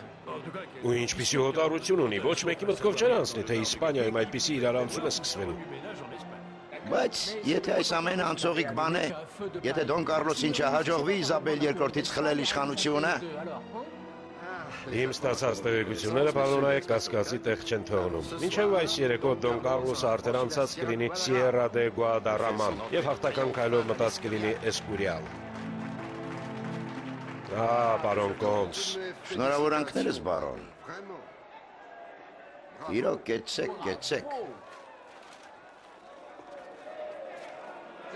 Հույս ունեմ այնքան չեք շտապել, որ էժան գնով վաճառեիք ձեր բոլոր փոխառությունները։ Վաճառել եմ թանկագին Կոմս, բայց կորուստը չնչին է։ Իրոք։ Այո, համեմատած այն կորուստների հետ, որ ունենալու են բոլոր այն դժբախտները, որոնք դեռ չեն վաճառել իրենց իսպանական փոխառությունները։ Պարոն Կոմս, պարոն Դանգլար, շտապ բան ունեմ ասելու։ Բոշան, իմ թանկագին Բոշան, դե ձեր պարուհին գոհ մնաց։ Պարուհուս առիթով չեմ եկել։ Բամբերի նոր համարը լույս է տեսել մի հերքումով։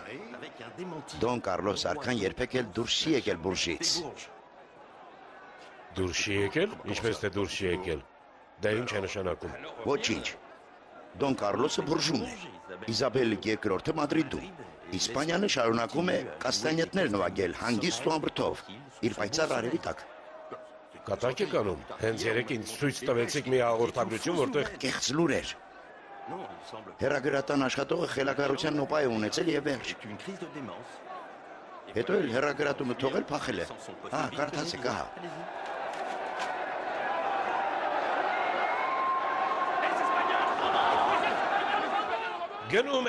գնում եմ, տվեք, դա էլ եմ գնում։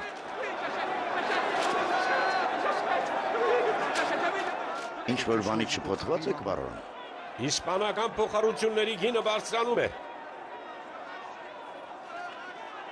Մի ժամից, պարոն Կոմս, իսպանական արժեթղթերի գինը կվերականգնվի, եթե չասենք, որ կկրկնապատկվի, եւ այն փողը, որ կորցրել եմ դրանք վաճառելով, եւ որ անկասկած կկորցնեմ, եթե ստիպված լինեմ դրանք գնել ավելի թանկ գնով։ Մոտավորապես հավասար կլինի 1 միլիոն ֆրանկի լավագույն դեպքում։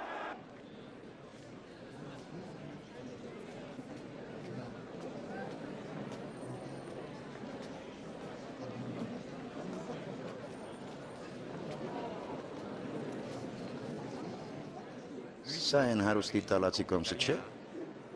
Իտալացի, բայց Մոնտե Քրիստոն իտալացի չէ, նա Մալթա կղզուց է։ Վստահ եք։ Ինձ հաստատացել են, որ թուրք է։ Իսկ հետի կինը։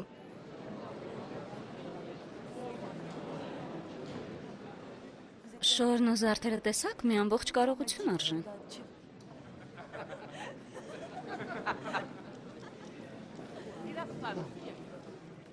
Երբ մտածում եմ, որ հայրիկիս հրավիրել են թագավորի օթյակ, ես էլ կուզեի այնտեղ լինել, իսկ դուք տիկին։ Լսեք, Վալենտինա, ձեզ արդեն խնդրել եմ, որ ինձ տիկին չասեք։ Ես արդեն այնքան վաղուց եմ ամուսնացած ձեր հոր հետ, որ ես եւ դուք կարող ենք լավ բարեկամներ լինել, գիտեմ։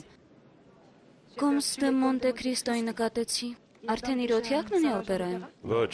հենց դրա համար էլ նկատի ունենալով այն ծառայությունը, որ մատուցել է մեր ընտանիքին, ինձ պարտավորված համարեցի նրան մեր օթյակ հրավիրելու։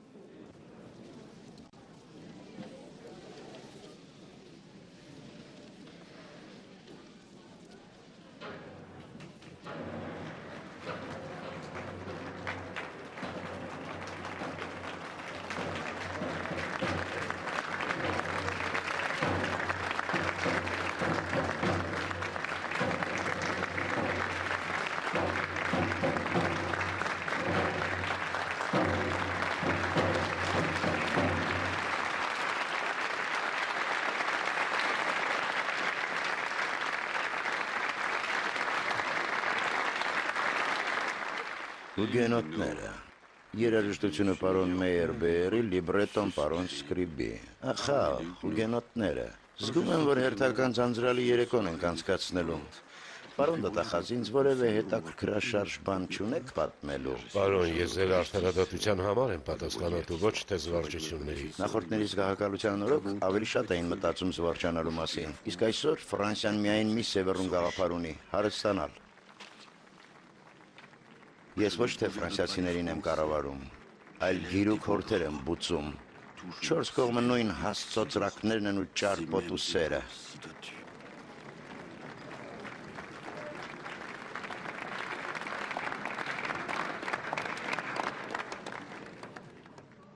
Չէ, այնուամենայնիվ մի նորություն կա։ Ով է Կոմստը Մորսերի օթյակում նստած մարդը, կարծեմ ոչ մի անգամ չեմ հանդիպել։ Օտարական է, պարոն, վերջերս է հաստատվել Փարիզում։ Նրանք կներկայացնեի ձեր հետմետությունը, բայց նախընտրում եմ սպասել հետաքննության ավարտին։ Հետաքննության։ Պարզ ձևականություն է, բայց փորձում ենք պարզել, թե որտեղից է ձեռք բերել իր ահռելի հարստությունը։ Պարոն դատախազ, ինձ չի թվում, թե մեծ կարողություն ունենալը անհամատեղելի է առաքինության հետ։ Այսինչ նոր սովորություն է կասկածանքով նայել ցանկացածին, ով մի քիչ հարուստ է, այդպես որ նայեք, ես էլ եմ հարուստ։ Այո, բայց դու կարգա եք։ Լյուդովիկոս 16-րդին էլ էին նույն բանն ասում, այնպես որ հանգիստ թողեք այդ Կոմստը Մոնտե Քրիստոյին։ Իմիջիալոց պարոն դե Մորսերը նրան իր օթյակ է հրավիրել։ Ձեզ համար դա բավարար երաշխիք չէ, ինձ համար այո։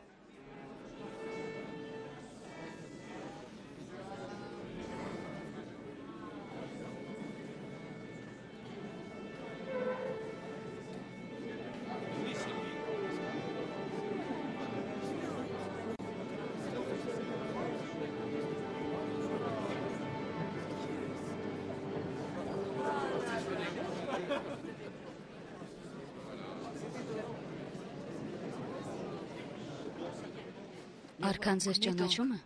Մի խանդեք տիկին, դուք ինձ ավելի լավ եք ճանաչում։ Ես։ Բայց ընդամենը երրորդ անգամ եմ տեսնում ձեզ։ Շատ ուշ է։ Դրաման սկսվում է։ Շնորհակալ եմ, պարոն։ Ինձ այնքան լավ եմ զգում այստեղ։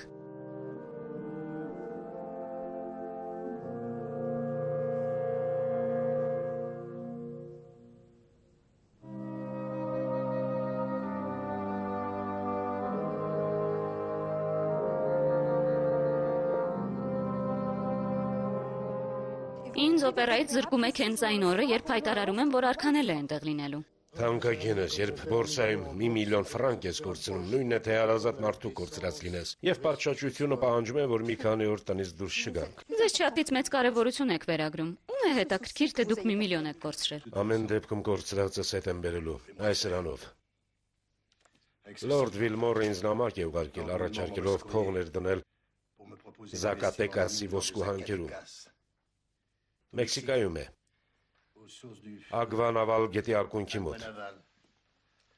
Ճանաչում եք այդ Լորդ Վիլմորին։ Անձամբ ոչ, բայց նրա պատճառով ձեարշավին 3000 ֆրանկ եմ կորցրել։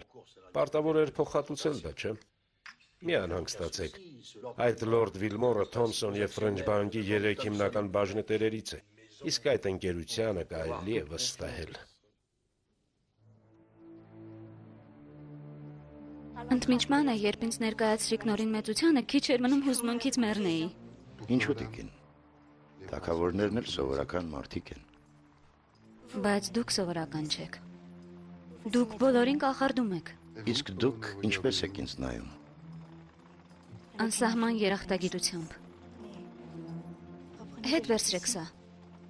Այս երեկո ես շատ երջանիկ եւ հպարտ էի, որ նման զարդ եմ կրում, բայց ինձ համար սա չափից ավելի գեղեցիկ է։ Այս մանյակը ձերն է տիկին, եթե չեք հավանում վաճառեք։ Ստացված գումարով կնորոգեք տան տանիքը։ Չեմ ուզում փող ծախսել այդ տան վրա։ Հակառակը, դեմ չէի լինի դրանից ազատվել։ Ես այդպես էլ չհասկացա, թե խեղճ ամուսինս ինչ էր գտել այդ տան մեջ, որ նույնիսկ պարտքերի տակ ընկավ դա գնելու համար։ Կարծում եմ ուղղակի հպարտ էր, որ ապրելու է այն տանը, որ պատկանել էր Սեն-Մերաններին։ Սեն-Մերաններին։ Մարսելի Սեն-Մերաններին։ Ճանաչում եք նրանց։ Միայն անունով։ Դա հին ու հայտնի տոհմ է, որը միշտ հավատարմորեն ծառայել է ֆրանսիական գահին։ Էլենը Սեն-Մերան օրիորդներից մեկը։ Դատախազ Վիլֆորի առաջին կինն է եղել, սառը հայացքով այն մարդու, որն այսօր նստած էր թագավորի օթյակում։ Այսինքն պարոն Վիլֆորը ապրել է այդտեղ։ Այո, հնարավոր է, բայց նրա համար դա ընդամենը ամառանոց է եղել։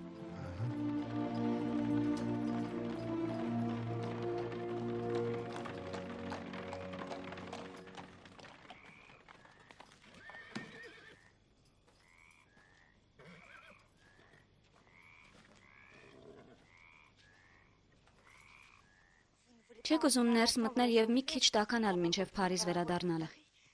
Սոֆին կրակ վառած կլինի։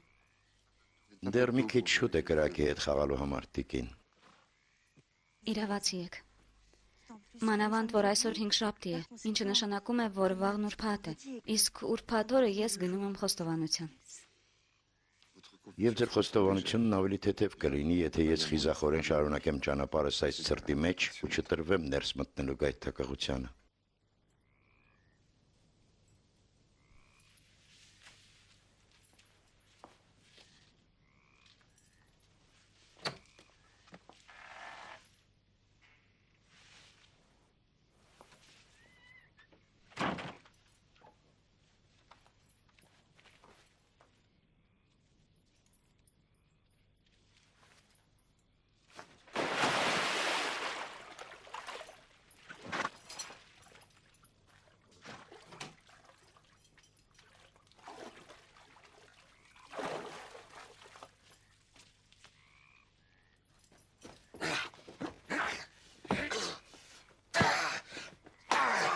Պատրաստվում է իր թալանել, բայց ես հանցանքի պահին բռնեցի գող, սրիկայի մեկը։ Թող տեսնեմ երեսդ, գուցե պատրաստվում է իր նաև սպանել ինչ-որ մեկին, ձերդ գերազանցությունը սխալվում է։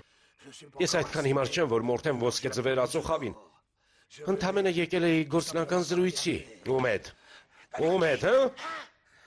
Այն ցնդացի հետ, որ ապրում է այստեղ գրողը տանի, ինչեր ես դուրս տալիս, սխալ ասով ես եկել։ Ես մի գաղտնիք ունեմ, այնպիսի գաղտնիք, որը քաշուվս մեկ ոսկի արժի։ Ետես թե ում տուն ես եկել սրիկա, հիմա գլուխդ կջնջխեմ նոր կիմանաս։ Նրան հանգիստ թող, Բերտուչա, հանգիստ թող։ Տեսնում եք։ Ոտքի կանգնիր, չեմ սիրում գետին ընկածներին։ Ասացին ինչ-որ գաղտնիք ես ուզում վաճառել։ Պատրաստ եք գնել։ Վաղը կներկայանաս այն հայցեով, որ քեզ կտամ, կպատմես քո պատմությունը, եւ խոստանում եմ, որ ավելի լավ կվարձատրվես, քան սպասում ես։ Հասցե, չլինի ոստիկանության պալոնների հասցեն եք ուզում տալ։ Ոչ, մի քահանայի։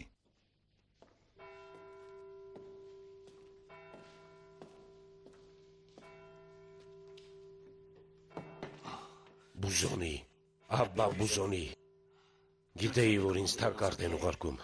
Խնայեք, պարոն Աբբա, Իսեր Քրիստոսի եւ Սուրբ Մարիամի ինձ մի ուղարկեք։ Տաժանակրության, վերջին անգամ, երբ հանդիպեցինք, ես ձեզ մի ադամանտ թողեցի, որը 50,000 ֆրանկ արժեր։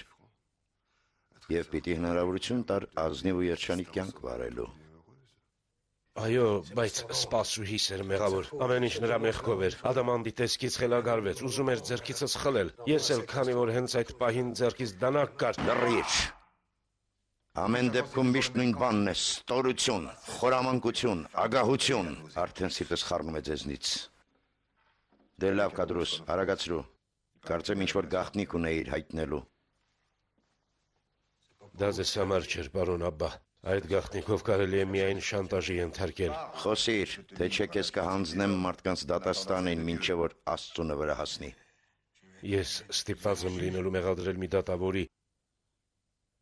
ավելի շուտ դատախազի։ Վիլֆորին, Որտեղից գիտեք։ կարևոր չէ։ Շարունակիր։ Վիլֆոր Ռոթյոյում մի տուն ուներ, որը կնոջ ընտանիքից էր ժառանգել, այնտեղ կարելի էր ինչ ասես անել, հետաքրքրասերների հայացքից հեռու։ Եվ ինչ էր անում։ Այնպիսի բան, որ քահանաները երբեք չեն անում, սեր։ Ում հետ։ Էրմին Դանգլարի, բանկիրի կնոջ։ Նրանք երեխա էլ ունեցան, բայց գաղտնի։ Ինչպես թե գաղտնի։ Դանգլարը չիմացավ դրա մասին։ Ոչ։ Չէր տեսնում կնոջը։ Երբ փորը սկսեց մեծանալ, տիկին Դանգլարը ասաց, թե մեկնում է առողջարան, իսկ երբ երեխան ծնվեց, Վիլֆորը ու տիկին Դանգլարը կարծեցին, թե մեռած է։ Բնականաբար դա նրանց ձեռք էր տալիս։ Եթե երեխա չկար, սկանդալ էլ չէր լինի։ Վիլֆորը երեխային մի փոքրիկ ճամպրուկի մեջ դրեց, ու երբ մութը ընկավ, վազեց դա այգում թաղելու։ Կարծում էր, թե ոչ ոք ոչինչ չի իմանա։ Դժբախտաբար այդ գիշեր մեկը թափառում էր այդ կողմերում։ Կարծես թե Վիլֆորը գանձ է թաղում, ու հենց Վիլֆորը գնաց, այդ մարդը մոտեցավ ու Հանեց երեխային, տաքացրեց, ուշքի բերեց, պահեց ու մեծացրեց իր սեփական զավակի պես։ Բայց որտեղից գիտես այդ ամենը կադրուս։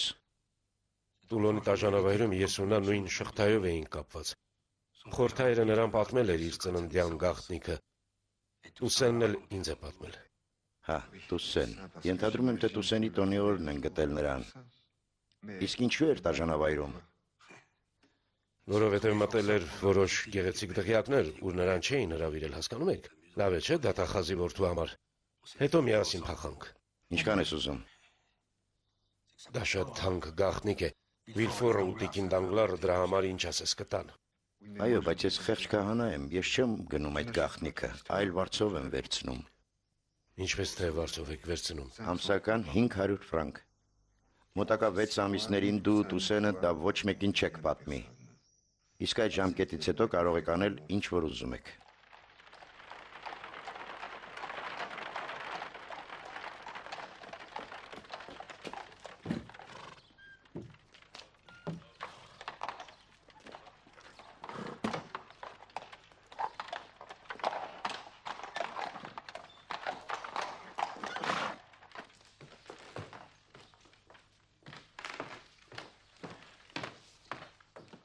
Թանկագինս,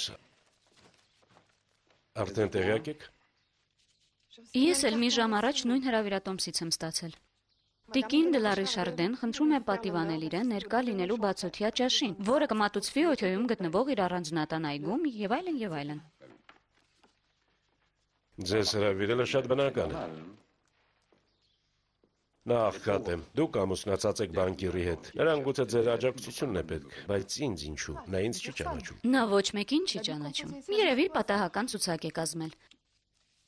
Փոքրիկ գեղեցկուհի է, որին ամուսինը չհասցրեց քաղաքացի դարձնել։ Ոչ էլ հասցրեց հղիացնել իմիջայլոց։ Ագռավի աղջիկը սրտի թագավորի վրա դրեք, թանկագինս։ Բոլորովին։ Չեմ սիրում այդ խաղաթուղթը, մահ է խորհրդանշում։ Ամեն դեպքում ես չեմ գնա այդ ընդունելությանը։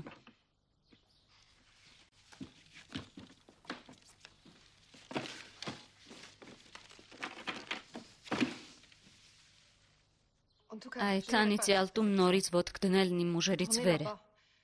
Հուսով եմ, հասկանում եք։ Հասկանում եք, չէ՞։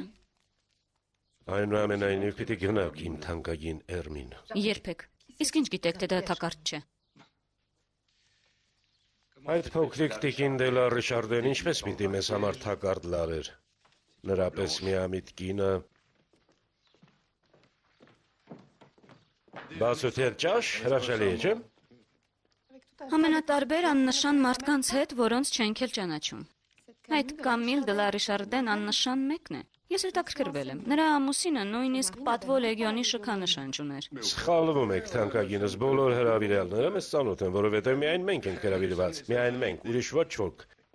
Ինչ եք հասկանում մենք ասելով, բարոն։ Մենք իմ թանկագին դատախազ մարսելցիներս, հին օրերի մեր փոքրիկ ուրախ ընկերախումբը։ Դրսից միակ մարդը Կոմս դե Մոնտե Քրիստոն կլինի։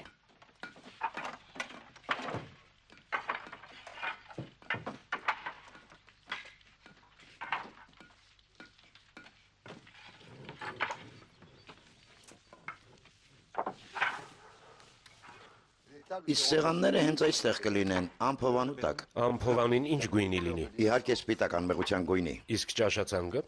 Ես ուզում եմ ճիշտ նույն ուտեստներից, որ պատվիրվել էին Մարսելում Էդմոն Դանտեսի եւ Մերսեդես Իգուալդայի նշանադրության առիթով։ Նույն ուտեստները, նույն գինիները, նույն ծաղիկները, հիշում եմ այդ օրը միմոզաներ էինք պատվիրել։ Ինչ եք մտքներիդ դրել։ Նրանք կճանաչեն ձեզ։ Ինչպես կարող են երևակայել, թե ես Էդմոն Դանտեսն եմ։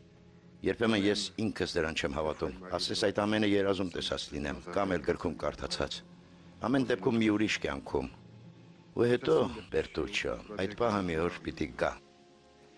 Մի օր նրանք պիտի ճանաչեն ինձ, եւ այդ օրը նրանց համար ավելի սարսափելի կլինի, քան ինձ համար։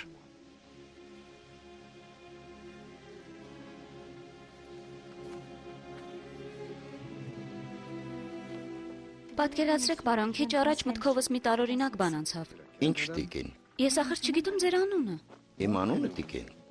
Այո, պարոն, ձեր անունը։ Անատոլ, Շարլ, Էդուար կամ Պոլ, բոլոր մարդիկ անուն ունեն։ Իսկ ինչ է Կոմս Մոնտե Քրիստոյի անունը։ Դուք ինձ երբևէ չեք ասել։ Իրոք։ Այո, ձեր անունն ինչ է։ Կարող էի ասել, թե անունս Աթանաս է կամ Քրիզան, բայց ավելի լավ է ճշմարտությունն ասեմ։ Պատկերացրեք, ծնողներս շատ թափթփված էին ու մոռացել են ինձ անուն դնել։ Սարսափելի է։ Ոչ, տիկին, հրաշալի է։ Դուք ազատ եք ինձ կոչելու ինչպես որ կամենաք։ Ուզում եք ասել, որ կարող եմ ձեզ անվանակոչել։ Այո։ Եվ ինչ անուն եք ընտրել ինձ համար։ Գուշակեք։ Էով է սկսվում։ Ինչու էով։ Որովհետև ձեզ սազող բոլոր բառերը ֆրանսերենում էով են սկսվում։ Դուք էլեգանտ եք, էկզոտիկ, էմոցիոնալ, էներգիայով լեցուն եւ իսկական էսթետ։ Իսկ ինչ անուն է։ Էրիկ, Էրնեստ, Էտիեն Կամ Էդմոն։ կամ Էդմոն։ Ես դա եմ ընտրել։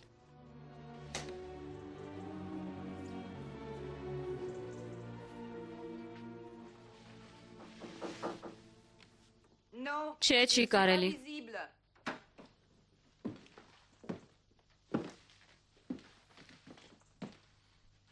Դե, ինչ կասես։ Հագուստս քեզ դուր չի գալիս։ Դու ուղղակի փայլում ես, թանկագինս։ Գուցե ավելի քան պետք է այդ փոքրիկ տիկին դե լա Ռիշարդեի բացօթյա նախաճաշի համար։ Փոքրիկ Ռիշարդիեի։ Նա ուրեմն այնքան հմայիչ է, որ փաղաքշանքով փոքրիկ ես կոչում։ Վերջ դուր Մերսեդես, քեզ ինչ ճանճ է գծել։ Ասացի փոքրիկ նկատի ունենալով, որ աննշան կին է։ Բայց անցած անգամ տիկին դե լա Ռիշարդեն սքանչելի էր հագնված։ Իհարկե անձամբ չեմ տեսել, բայց տիկնանց եւ օրիորդների թերթը նրա նկարներն էր տպել եւ նա այնպես էր կրում այդ զգեստը, ասես կախիչ լիներ։ Եթե գնալու տրամադրություն չունես, արի չգնանք։ Մի սպասավորի կուղարկեմ իմ այցեքարտով, որ ներողություն խնդրի մեր անունից։ Չէ, գնանք։ Կոմս դե Մոնտե Քրիստոյի ներկայությունը ճաշը տանելի կդարձնի։ Այնքան զվարճալի է եւ այնքան ինքնատիպ։ Սա ինչ է, Սուրբ Լյուդովիկոսի օրդենի ժապավեն, բայց դուք ինձ չէիք ասել։ Նորին մեծությունը ինձ 2 օր առաջ է պարգևատրել, բայց առանձնապես կարևորություն չեմ տալիս նման բաներին։ Իսկ ես տալիս եմ, անչափ հպարտ եմ ձեզնով։ Լավ է, չէ՞։ Մորդ ասա թող արագացնի, կարգը արդեն պատրաստ է, իրեն ենք սպասում։ Դուք ուղղակի փայլում եք, մայրիկ։ Կյանքը հիասքանչ է, չէ՞։ Այսօր այնքան էլ հարմար օր չէ տեսարաններ սարքելու համար։ Ես տեսարան չեմ սարքում Էրմին, բայց եթե ուզում ես բորսայում խաղալ, քո գրպանից վճարիր դրա համար։ Գիտես թե տրիեստի աժեթղթերի հետ կապված քո գործարքները ինձ վրա ինչքան են նստել։ Միայն չասես, թե դու այդպիսի բան չես անում։ Անում եմ։ Բայց ես թանկագինս առանց մտածելու չեմ անում։ Ես շատ ճարպիկ ու լավ տեղեկացված խորհրդատու ունեմ։ Կոմս դե Մոնտե Քրիստոյի շնորհիվ ես միակ ֆրանսիացի բանկիրն եմ, որը ներդրումներ է արել Զակատեկասի ոսկու հանքերում։ Բայց առայժմ դրա արդյունքը չի երևում։ Կանայք միշտ այդպիսին են, չափազանց անհամբեր։ Սպասիր, մինչև խորը փորեն ու կտեսնես, թե ինչեր են գտնելու։ Իմիջիայլոց, Զակատեկասը ընդամենը սկիզբն է։ Մոնտե Քրիստոն ինձ համոզել է 1 միլիոն ֆրանկ ներդնել Սանկտ Պետերբուրգի թառափի բուծարաններում։ Ռուսաստանը մեզ համար փողի մեծ աղբյուր է դառնալու, կտեսնես, թե ինչեր են կանելու։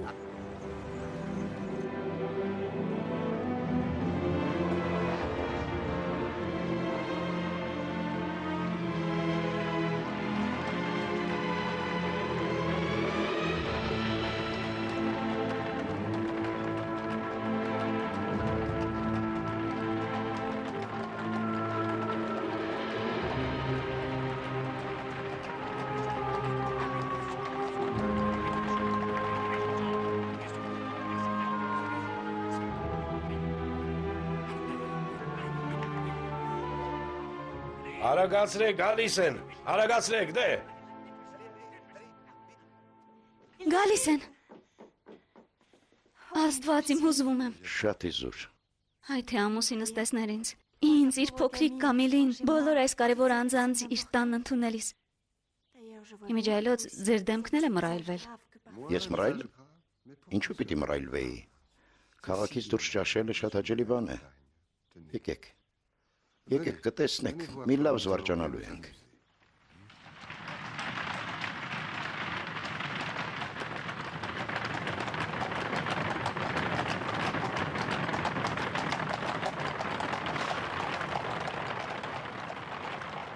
Պարոն դատախազ, համտեսեք այսա, որ արտաքինից նրբերշիկի է նման, բայց նրբերշիկ չէ, այլ ձկան ճզմած ձվեր, աղը դրած ու համեմված։ Վրան մի քիչ ձիթապտղի յուղ են լցնում, մի քիչ պղպեղ ու քսում են չորահացին։ Անմահական բան է։ Տիկին Կոմսուի, հապա այս հրաշքին նայեք, սա նուրբ քիմքի համար է, օծածուկ, որը ուտում են նեխուրի, թարմ լոլիկի եւ դառնահամ կիտրոնի կեղևով։ Տեսնում եմ, պարոն բարոնը հետաքրքրությամբ նայում է ապխտած սարդինների եւ ծածանի տեսականուն։ Համտեսեք, պարոն, համտեսեք, խնդրում եմ։ Չեք ափսոսա։ Տիկին Մարսելին հատուկ ճաշացանկ եք ընտրել, զարմանալի է։ Դա պարոն դե Մոնտե Քրիստոյի առաջարկն էր։ Ձեզ դուր չի գալիս։ Ուզում էի ավելի ինքնատիպ որևէ բան լինի, կամ պաշտետով կարկանդակը կամ սոուսի հետ մատուցված սաղմոնը։ Կարծում էի կարոտախտն է պատճառը։ Կարոտախտը։ Ինչի կարոտախտը։ Կարոտելու համար նախ պիտի ծանոթ լինեի Մարսել քաղաքին։ Բայց ծանոթ չեք։ Մարսելին ծանոթ եմ այնքանով, որքանով որ ծանոթ է ցանկացած ճանապարհորդ, որը մի քանի ժամով կանգ է առնում այնտեղ, մինչև դեպի արևելք գնացող նավ նստելը։ Եկեք ձեզ ցույց տամ իմ ջահիջը, տիկին Կոմսուհի։ Պարոն դե Մոնտե Քրիստոն ինձ ապշեցուցիչ ջրաշուշաններ է նվիրել, որ Ճապոնիայից են բերել, Կիոտոյի կայսերական այգիներից։ Շնորհակալ եմ, բայց ես երբեք չեմ մոտենում ջահիջներին, մոծակներից վախենում եմ։ Բայց խնդրում եմ, իմ պատճառով մյուս հյուրերին մի զրկեք այդ հաճույքից։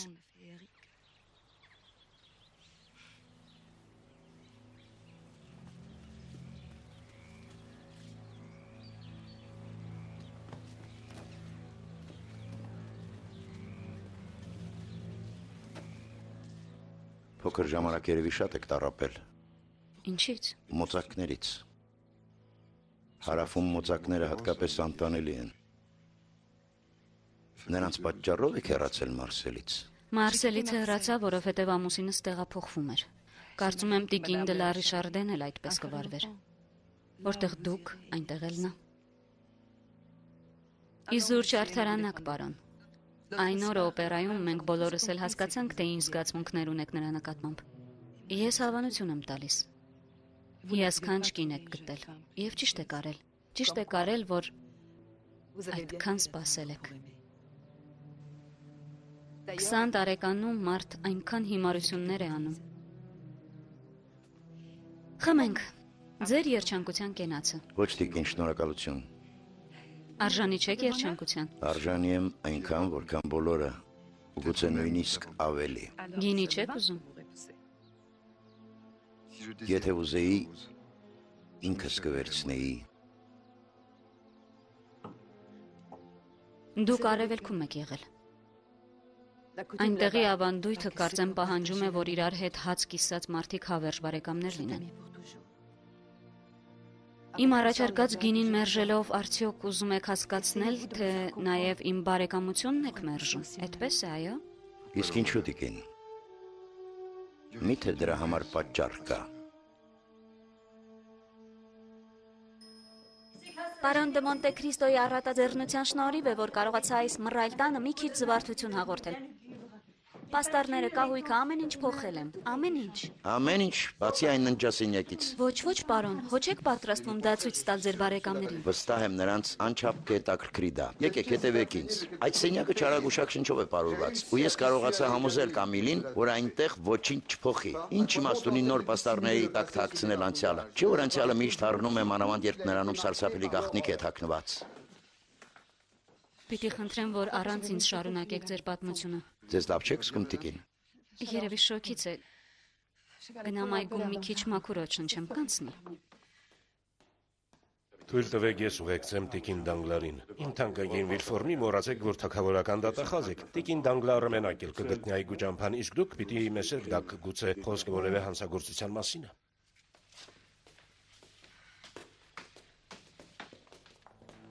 Բառերն անկարող են նկարագրելու այդ տեսարանը։ Այն նույն մահճակալին, որտեղ հաճախ տրվել է իր սիրեկանի կմայքներին, մի կին է պառկած։ Նա ծանր է շնչում։ Մարզերը քրտինքից կպել են ճակատին, դեմքն աղավաղված է երկունքի ցավերից։ Նրա կողքին պառկած է նորածինը, որը չի շնչում, չի գոռում։ Ուզում եք ասել, որ երեխան մեռած էր։ Ինչ իմանաս։ Ոչ մի բժիշկ չէր հրավիրվել, ոչ մի մանկաբարձ, որովհետև ծնունդը տեղի էր ունեցել կատարյալ գաղտնիության պայմաններում։ Ամեն դեպքում հայրը համարում է, որ նա մեռած է, որովհետև դա իրենց երկուսին էլ ձեռնտու է։ Քանի որ երեխան մեռած է ծնվել, ուրեմն հեշտ կլինի կոծկել խայտառակությունը։ Նա վերցնում է անշարժ երեխային, հայացքով փնտրում ինչ-որ իր, որը նման լինի դագաղի, գտնում է փոքրիկ մի ճամպրուկ, երեխային դնում մեջը ու փակում է ճամպրուկը։ Այդ անսիրտ հորը միայն մի բան է մնում՝ իջնել այգի։ Ամբողջ գիշեր անձրև է եկել, հողը փափուկ է, գերեզման փորելը հեշտ կլինի։ Ինչ կասեք այս պատմության մասին, Վիլֆոր։ Ինչ կասեմ, պարոն դատախազը սարսափած ու հուզված է, հասկանում եմ նրան։ Նման հանցանք կատարած մարդը արժանի չէ, որ նրան դատարան քարշ տան ու ամենախիստ կերպով դատեն։ Եթե անդաշ ու անգրագետ մեկը իրեն այդպես սպահած լիներ, դա դեռ կարող էինք հասկանալ, բայց պարոն դե Մոնտե Քրիստոն պնդում է, թե խոսքը ազնվականի մասին է, եւ այս դեպքում նման պահվածքը ավելի քան աններելի է։ Բարեկամներս, ես ներողություն եմ խնդրում կոմս դե Մոնտե Քրիստոյից, բայց այս պատմության ոչ մի բառին չեմ հավատում։ Չնայած խոստովանում եմ, որ մեծ վարպետությամբ պատմվեց։ Ահ, պարոն, շատ կուրախանայի, եթե դուք իրավացի լինեիք։ Տիկին ամեն ինչ պարզից էլ պարզ է։ Բոլոր հին տները իրենց առասպելները ունեն, որ հորինել են հարբեցողության համար աշխատանքից ազատված սպասավորները, իրենց նախկին տերերից վրեժ լուծելու համար։ Այս պատմությունն իրական է եւ ես կարող եմ ապացուցել դա։ Շատ ուրախ կլինեի տեսնել, թե ինչպես։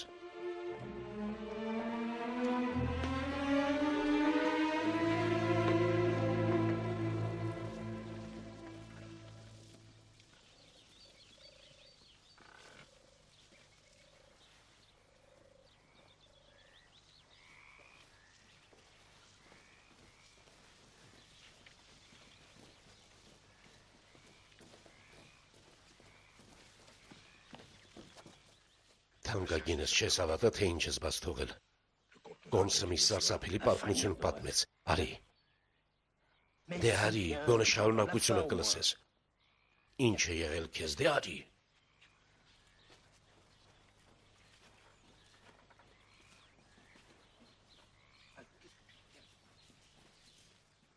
Ամբողջ այգին փորել տվեցի, մինչև որ վերջապես գտա։ Դուք իրավունք չունեիք այդպես անելու։ Դա գերեզմանի անարգում է։ Բայց ես ոչինչ էլ չեմ անարգել, պարոն դատախազ, որովհետև մենք երեխայի կմախ չգտանք։ Իսկ ես ինչ էի ասում, հորինված պատմություն է։ Ավելի լավ է այս կողմ նայեք։ Voyez plutôt.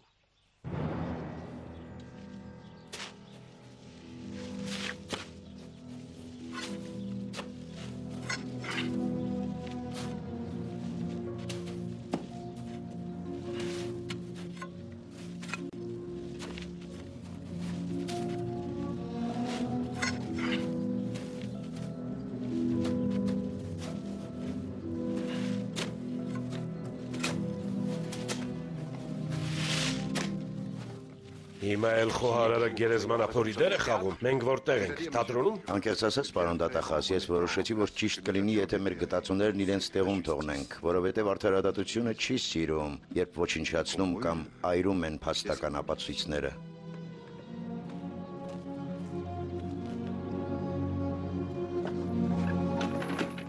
Բայց սա դատարկ է։ Դատարկ է, այո, այսօր դատարկ է։ Բայց դատարկ էր արդյոք այն օրը, երբ ճամպրուկը թաղեցին։ Հաստատապես ոչ։ Մարդկանց ինչին էր պետք դատարկ ճամպրուկ թաղելը։ Համաձայն եմ, բարոն, կարծում եմ, որ ճամպրուկում իրոք երեխա է եղել։ Այդպես եք կարծում, բայց կարող եք ապացուցել։ Ես ոչ, իսկ դուք։ Ես, ինչու ես։ Որովհետև ապացուցելը ձեր գործն է, նույնիսկ եթե ոչինչ ձեզ թույլ չի տալիս դա անել։ Ամեն դեպքում, եթե երեխան մեռած չէր, Նշանակում է նրան ողջ չեն թաղել։ Որ այսօր էլ նա կարող է ողջ լինել։ նման հանցագործ ծնողների համեմատ Ժերվես Ռբյուֆեն, որը ձեր պահանջով մահապատժի դատապարտվեց, ուղղակի հրեշտակ է։ Պիտի հետաքննություն նշանակեք, որպեսզի գտնեք եւ պատժեք այն հրեշներին, որոնք նման անմարդկային արարք են թույլ տվել։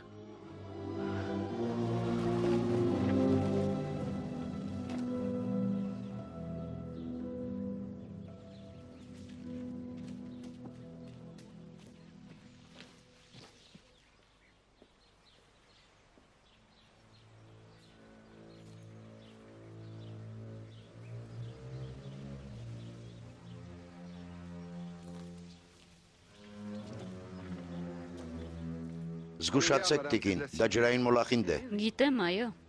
Այդ բույսը թունավոր է։ Դեն նետեք եւ խնամքով լվացեք ձեռքերը։ Մի անհանգստացեք, պարոն Կոմս, ես սովոր եմ։ Թունավոր նյութերը վտանգավոր չեն, երբ կարողանում ես դրանք ճիշտ օգտագործել։ Օրինակ, եթե մոլախինդը խառնենք կավի եւ քացախի հետ, մազերի խնամքի շատ լավ միջոց կստանանք։ Իսկ եթե սա ավելացնենք եթերայուղի վրա, կկարողանանք արծաթե խունացած սպասքին առաջվա փայլը հաղորդել։ Տեսնում եմ, որ գիտակեք։ Ամուսինս շատ հաճախ մեղադրանք է ներկայացրել տարբեր թունավորողների։ Դատավարության արձանագրություններ կարդալիս ապշեցուցիչ բաներ ես իմանում։ Իսկ այս բույսին ծանոթ եք։ Դիգիտալիս պուրպուրիա։ Նրա տերևներում դիգիտալին նյութը կա, որը դանդաղեցնում է սրտի զարկերակը։ Սրա որոշակի չափաբաժինը կարող է նաև մահացու թունավորման պատճառ դառնալ։ Որպեսզի արդյունավետ ազդի, պետք է քաղել 2 տարեկան բույսի ծաղիկները։ Ծաղիկները եւ մահը իրարից միշտ անբաժան են եղել։ Չէ՞ որ այգի բառը նախկինում դրախտ էր նշանակում, այսինքն հանդերձյալ կյանք։ Թե ճիշտը կուզեք, ես սարսափելի վախենում եմ մահից։ Ուրեմն ինչու եք խաղում մահվան հետ։ Ամբողջ հարցն էլ հենց դա է, Կոմս։ Սա խաղ չէ։ Սրանով ես ինձ բուժում եմ մահվան վախից։ Երբ մահը փակում եմ տարայի մեջ, դրանից փոշի եւ քսուկ եմ պատրաստվում։ Դա ինձ վստահություն է ներշնչում, ասես մահին ինձ ենթարկեմ։ Մահն առյուծ չէ, որ վանդակի մեջ փակես։ Վստահ եք, որ միշտ կկարողանաք տիրապետել նրան։ Վստահ եմ։ Հետո էլ ես ժամանակ առ ժամանակ հավաստիանում եմ, որ մահը ենթարկվում է ինձ։ Փորձարկումներ եմ անում խխունջների, թրթուրների, թափառական կատուների, աղավնիների վրա, ինչի շնորհիվ մեր այգին ամենամաքուրն է Փարիզի բոլոր այգիների մեջ։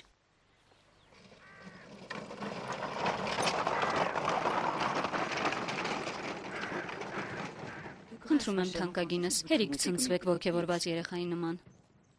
Մի մոռացեք, որ մինչև աշուն գուցե արդեն ամուսնացած լինեք։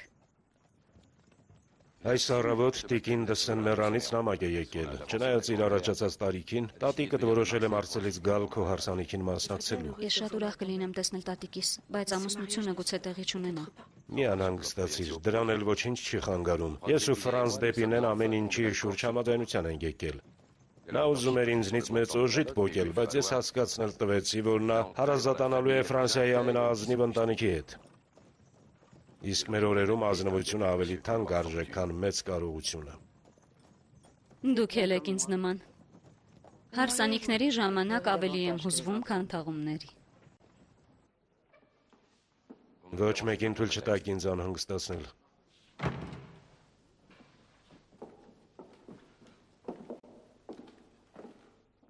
Ամբողջ գիշեր նրա մասին եմ մտածել։ Նրա փոքրիկ կապտած դեմքի, մի հարուկ անշունչ կրծքի։ Աստված իմ, ուրեմն նա մեռած չէր։ Պետք է կարծել, որ ոչ։ Ինչպես եք դա բացատրում։ Ինչ իմանամ, ես բժիշկ չեմ։ Ենթադրում եմ, թե այնպիսի վիճակում էր, որը կոչում են խորը լեթարգիա։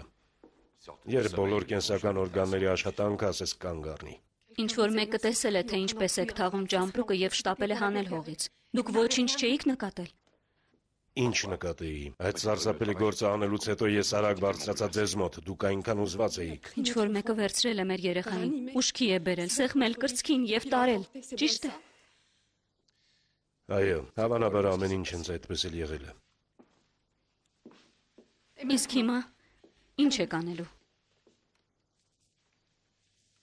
Ինչի համար։ Ինչպես թե ինչի համար։ Ախր դա իմ երեխան է, իմ որդին, պիտի գտնենք նրան։ Մտածենք, եթե նա ողջ է, այսօր պիտի որ մոտ 20 տարեկան լինի։ Եվ այդ միակ տեղեկությամբ ուզում եք, որ գտնեմ նրան։ Իմ խեղճ Էրմին։ Ֆրանսիան լի է 20 տարեկան տղաներով, ու հետո պատկերացրեք, թե ինչ որ հրաշքով գտնեմ նրան։ Ինչ է կարծում, ինչպիսին կլինի նրա վերաբերմունքը։ Կուրախանա, որ գտել է իր իսկական ծնողներին։ Դուք ամուսնացած եք հարուստ մարդու հետ։ Ես էլ այնքան աղքատ չեմ։ Ենթադրում եմ, թե այդ տղայի ուրախությունը շատ արագ տեղի կտա շահամոլությանը։ Նա ինձնից հաշիվ կպահանջի։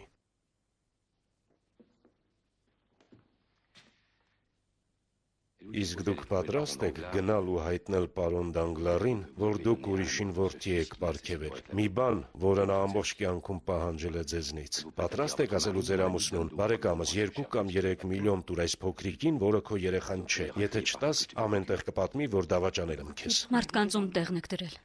Մարդիկ հենց դա են թանկագինս, փող պոկողներ։ Հավատացեք, Էրմին։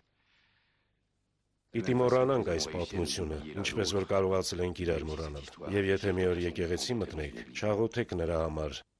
որ ուրվականը հանկարծ հայտնվի։ Մորն այդպիսի բան եք ասում։ Մի չափազանցրեք, թանկագինս։ Դուք մայր եք դարձել այնպես, ինչպես որ ես հայր եմ դարձել պատահաբար։ Ինչպես որ դուք անտարբեր դարձաք իմ նկատմամբ։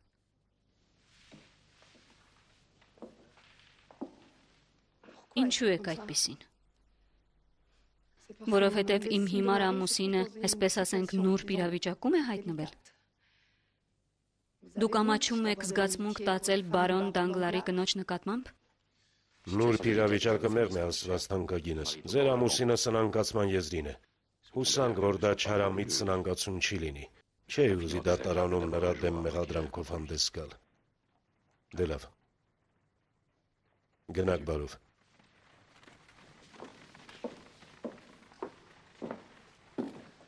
Մտածեք ձեր ընտանիքի մասին։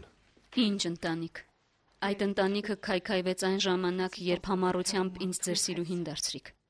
Իսկ երեք վերջին հարվածը հասցրեցին, երբ հողից հանեցին այն ճամպրուկը, այն փոքրիկ ճամպրուկը, էլ ոչինչ չմնաց։ Ոչինչ։ Մնացել է, թանկագինս, մնացել է։ Շատ փող։ Գոնե առայժմ։ Մեր տարիքում դա ամենակարևորն է։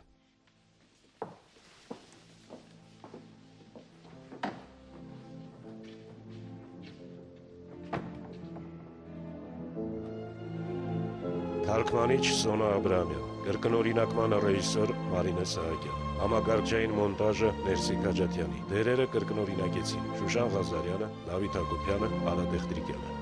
առաջին կինոմիավորը։